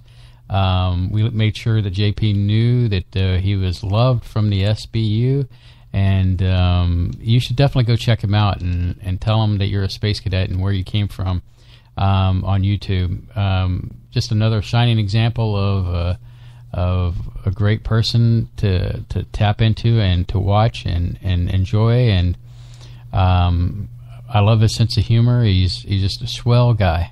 Right, Solana? He's a righteous dude. He is a righteous dude. To quote a Ferris Bueller movie. So, you know, and it's always fun getting to talk nerd talk. It's like, I mean, you and I have each other, but, you know, we're around each other all the time. Yeah, because it's like we can read each other's mind. It's like this nerd stuff inside us bubbles over and like, we don't know anybody to talk to. Probably why we did doing the show. That way we can sort of talk to other people indirectly, but nerds. Yeah, just it's great when you connect with a subject matter. Like, I don't watch the Orville, but you do, and he does, and like, that's cool. Y'all talk.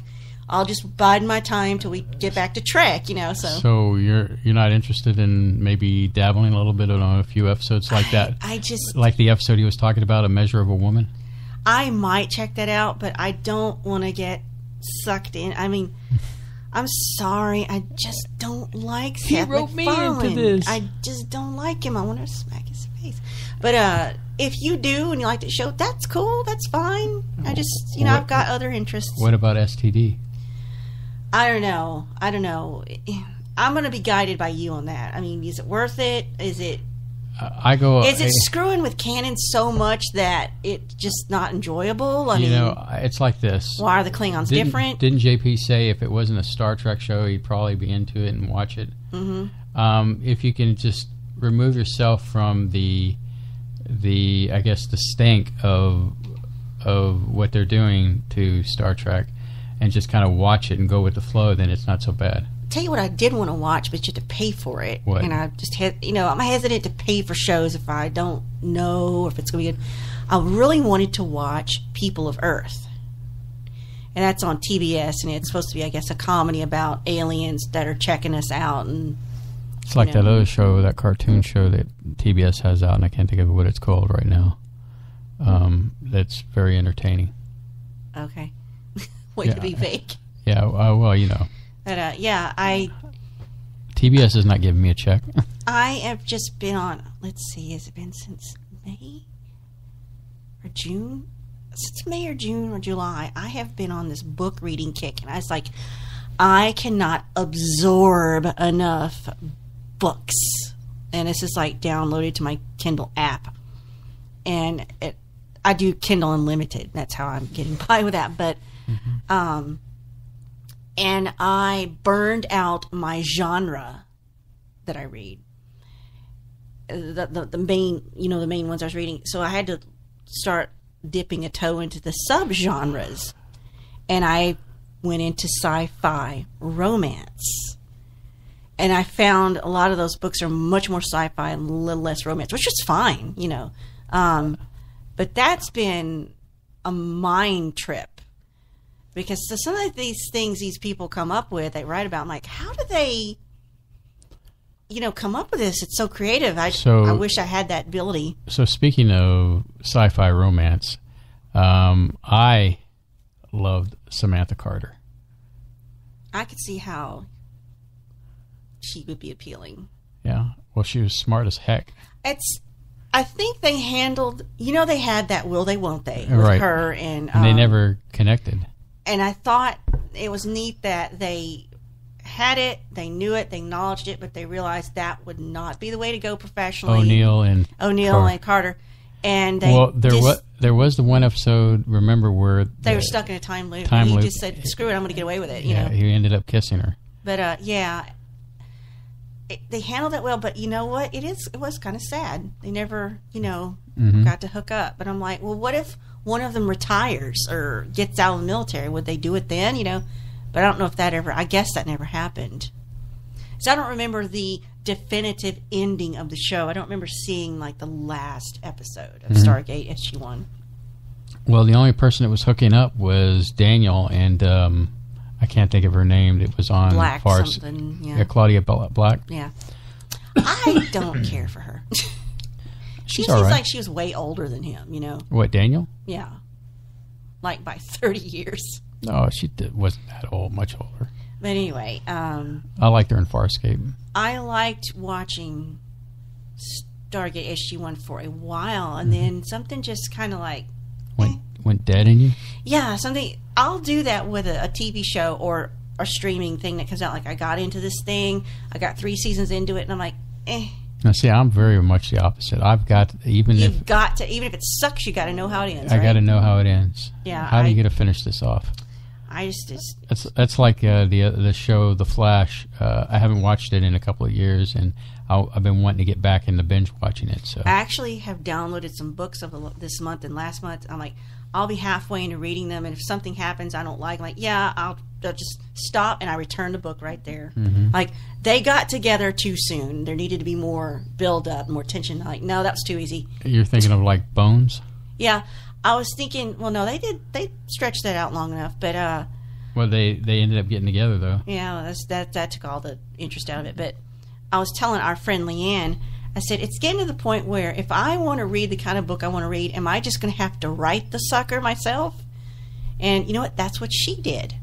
She couldn't find what she wanted to read, so she has got plots waiting to be written. Lorelei DeVille? Well, you know what? I don't guess any of her family listens to this, so you could reveal that. But, yeah, I wish I had the ability to transcribe my thoughts when an idea comes to me. Because when I'm thinking about it, it's really organic and eloquent, and it feels like it's well written. But if I try to pull that out and pull it through my fingers to type, it's gone. It just, there's a disconnect between my brain and my fingers. It doesn't happen. So I even thought about writing fan fiction, because you can have a 3-sentence story, a 3-paragraph story, or a 300-page story. So getting back to SG-1. Mm-hmm. I did see Orville fan fiction while y'all were talking. I went and looked it up on fanfiction.net. There's like a page full of Orville fan fiction. Interesting. Mm-hmm. Well, I have to send that over to JP. I'm sure he can find it. He knows about it. But that's part of that whole Rule 34. If it exists, there is PRON of it. You know what I'm saying? And I would put some fan fiction under that heading. Not all, but the word fan fiction has sort of a dirty connotation to it. But yeah, not all of it's... No, not at all. Not all of it's dirty. But that just seems like people think it's like Tumblr. Tumblr's like the greasy underbelly of social media. But getting back to Stargate, you mean? Yeah. What did you want to say? No, anything that, you watched it. There was an episode they did on there where I can't remember what the circumstance was. Somebody was writing a TV show based on the actual program. Right. And I don't remember what happened there, but that was kind of funny. Extreme something. Yeah. I think the guy was connected to O'Neill. Yeah. Somehow. And kind of like using the same technology that they use in Stargate universe. Portals, whatever you want to call it, Stargates. But I also like the idea of the Stargate as the get from one world to another. Mm-hmm. Like it's being some kind of cosmic jump wormhole. I just read a book. It was a sci-fi romance, but it was more science fiction. The romance was sort of like almost secondary, tertiary. And they used these giant gates. They just called them gates. And they were powered by nearby stars like suns. They sort of got their energy from that. And that's how they got from one side of the galaxy to the other. They have to go through, they just call them Gate 235, Gate 17, and they got trapped by, they went through a gate, and the other side of the gate was inoperative. So they were stuck in this, outlier of space. So I thought, I'm intrigued by the idea of that. And the only other episode that stood out from SG-1 is where Carter, they tell her, go visit her father. Her father's dying of cancer. She's like, I want to be able to tell him what I do, because I don't want him to go out thinking I'm a paper pusher, because he wasn't. And so she brings him through a Stargate to meet a Goa'uld, ends up taking the Goa'uld, cures his cancer, and now he's part of the program. And it gives him a new lease on life. I think he does eventually pass away, but it's like it gave him a sense of satisfaction not only for her, but his part of his life wasn't completely over yet. Right. That was a beautiful episode, like a father-daughter thing. Well, I like the storyline of the Ancients, and then how they tied Merlin into the whole ball of wax. The Thor aliens, Thor and Loki, them being part of like this mythos, and the Asgard. Yeah, how Carter was really felt for them, because they were doing reproducing by cloning, and it wasn't working, and she just felt so sad for them. They were dying out because they couldn't. You copy of a copy of a copy, Mm-hmm. So, and they also explored that on TNG, where they were doing copies of a copy, and it just was breaking down, and they stole DNA, and they're like, you give us our DNA back and we'll give you these Irish hillbillies. That was an enjoyable episode, but yeah. But I could not get on board with Stargate Atlantis. It just seems so flip and goofy at sometimes, and it seemed like a goofy carbon copy of SG-1. Like, you've got the O'Neill character, and you've got the strong female Carter character, and then you've got the comedy relief, and then you've got the brain. I was like, formulaic.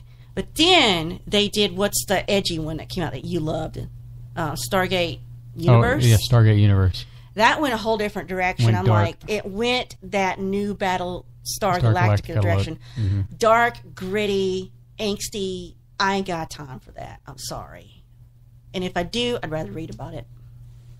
And I enjoyed that show. And then I know. Yes, dear. That when they canceled the show, I said, you canceled your relationship with the Sci-Fi Channel. Yes, I did. Shortly after, you canceled everything to do with cable. You said after Breaking Bad ended, we're cutting the cord, and sure enough, you did it.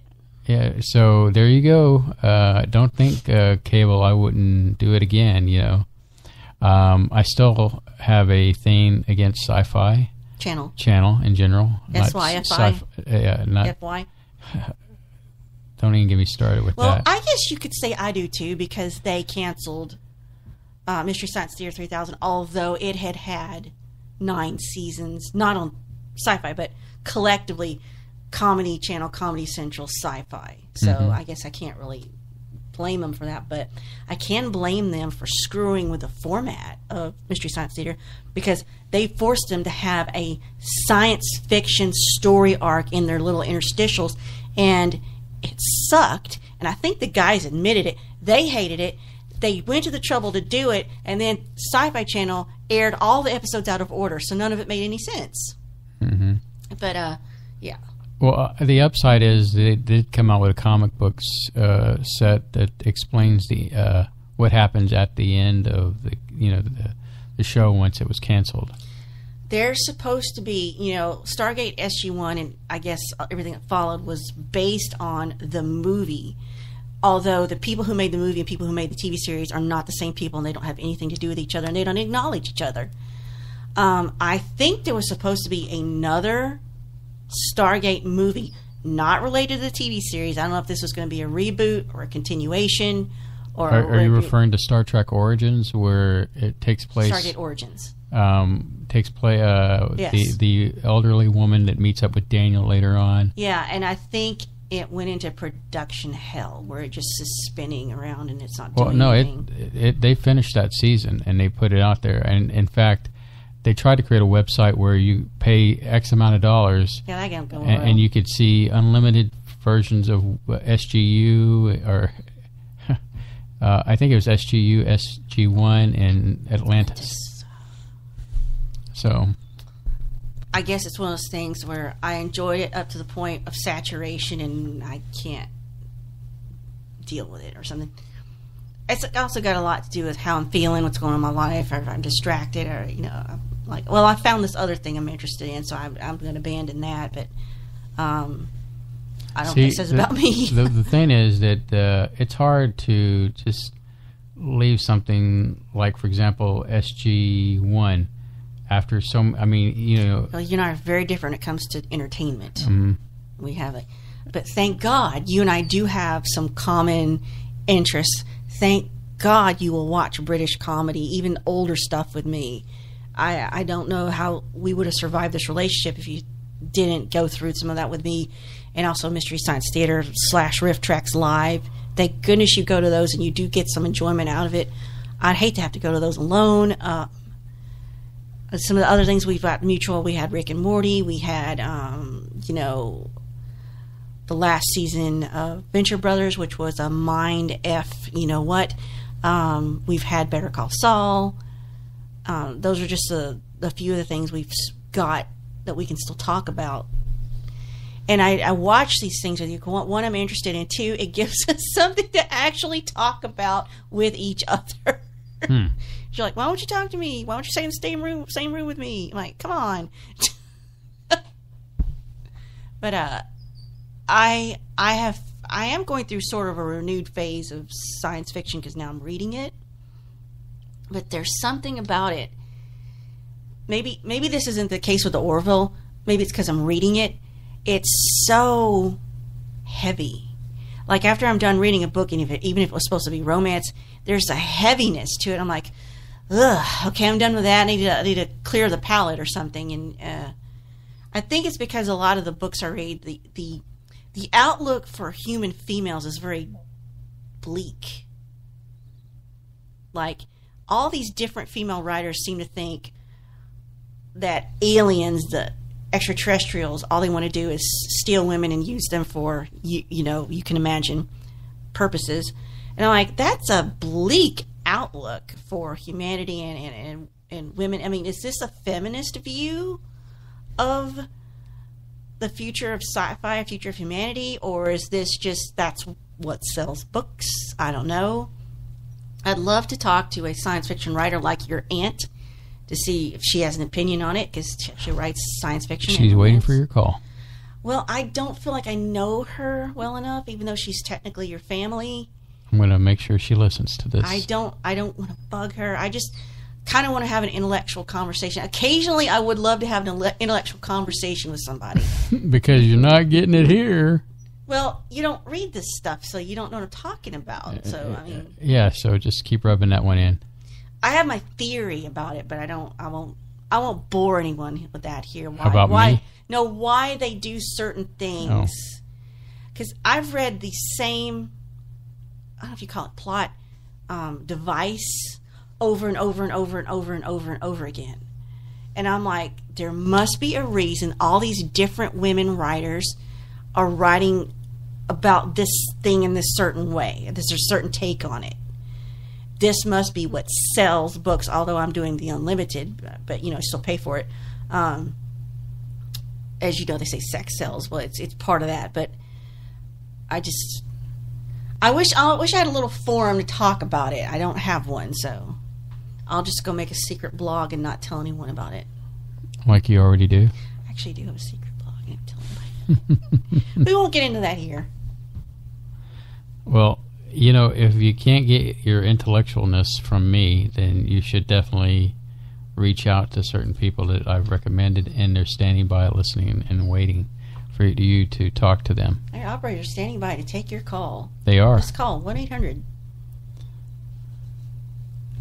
Order today, get a free Ginsu knife and a smokeless ashtray. Do you kind of miss those? And at the end it had that blue screen with all the mailing and the toll-free number and the, that guy goes, blah, blah, blah, blah, blah, blah, blah, blah, not available in Texas, Utah, and Kansas City. Like, you do that well. Thank you. You want me to sing the Diesel Driving Academy theme song? No, because we'll probably get kicked for you singing. Well, yeah, one, I can't sing, it's bad, and then, copyright infringement, because it would be a cover. And as I wanted to tell you real quick, I know we're about to go, YouTube's head of music warns that EU's Article 13 is detrimental to remixes and fan videos, as you can guess. So. Blast you, EU. I got to steal our memes, and now you're... Like, you could have a remix of something, and it could be shown here in America, maybe Canada and Mexico, but not in the EU. Well, I believe YouTube does block other countries. Yeah, they do, yeah. So I've been like, oh, this is not available in your country. I'm like, well, I'd like to meet the person who came up with this law over there and just punch them in the face. It's not about protecting copyright owners. It is about censorship. That's what the base. They don't want anybody to have a say. They don't want anybody to have any joy. They don't want anybody to think. They don't want anybody to laugh. I don't know. That's my take on it. I'm going to have to go into a dark alley and get my meme fix. Can you imagine if you literally had to do that and was like, well, man, what's the latest meme? What's the latest meme? And you download it to your Apple Watch or whatever, because you could have the password and, I just saw that Spotify is toying with trying to get onto the Apple Watch. I'm like, I guess we'll see. What is the deal with the Apple Watch? Do I need any one? housekeeping, my dear? Well, we'll be back as normal next week. I don't know what we'll talk about. Solana was kind of hitting around another history topic. And maybe we can flush that out tomorrow. And I've got an idea for 3 of them. There's 3 events in history that I don't know enough about, because one of them I lived through, but I was too young to understand, and the other 2 was before my time, or a little bit before my time. All right. And on that magical note, Space Cadets, thanks for coming in to the what? Nothing. Anyway, love you. We love you, Space Cadets. Don't change. We'll see you next week. Same bat time, same bat channel. Spaceboy Universe is hosted by Spaceboy and Sir Lana. Executive producer is Sir Lana. Associate producer is Leanne Cordes. Music production is Spaceboy of SpaceboyMusic.com. Special thanks goes out to Leanne K, K28, Dino, Solars Blue Raven, Patrick Sporer, Bob and Beverly N. This has been a Spaceboy Universe production. Support the universe by exploring Spaceboy Universe with Spaceboy and Sir Lana. Sweet dreams, Space Cadets. You are listening to Spaceboy Universe on the PAUK Radio Network.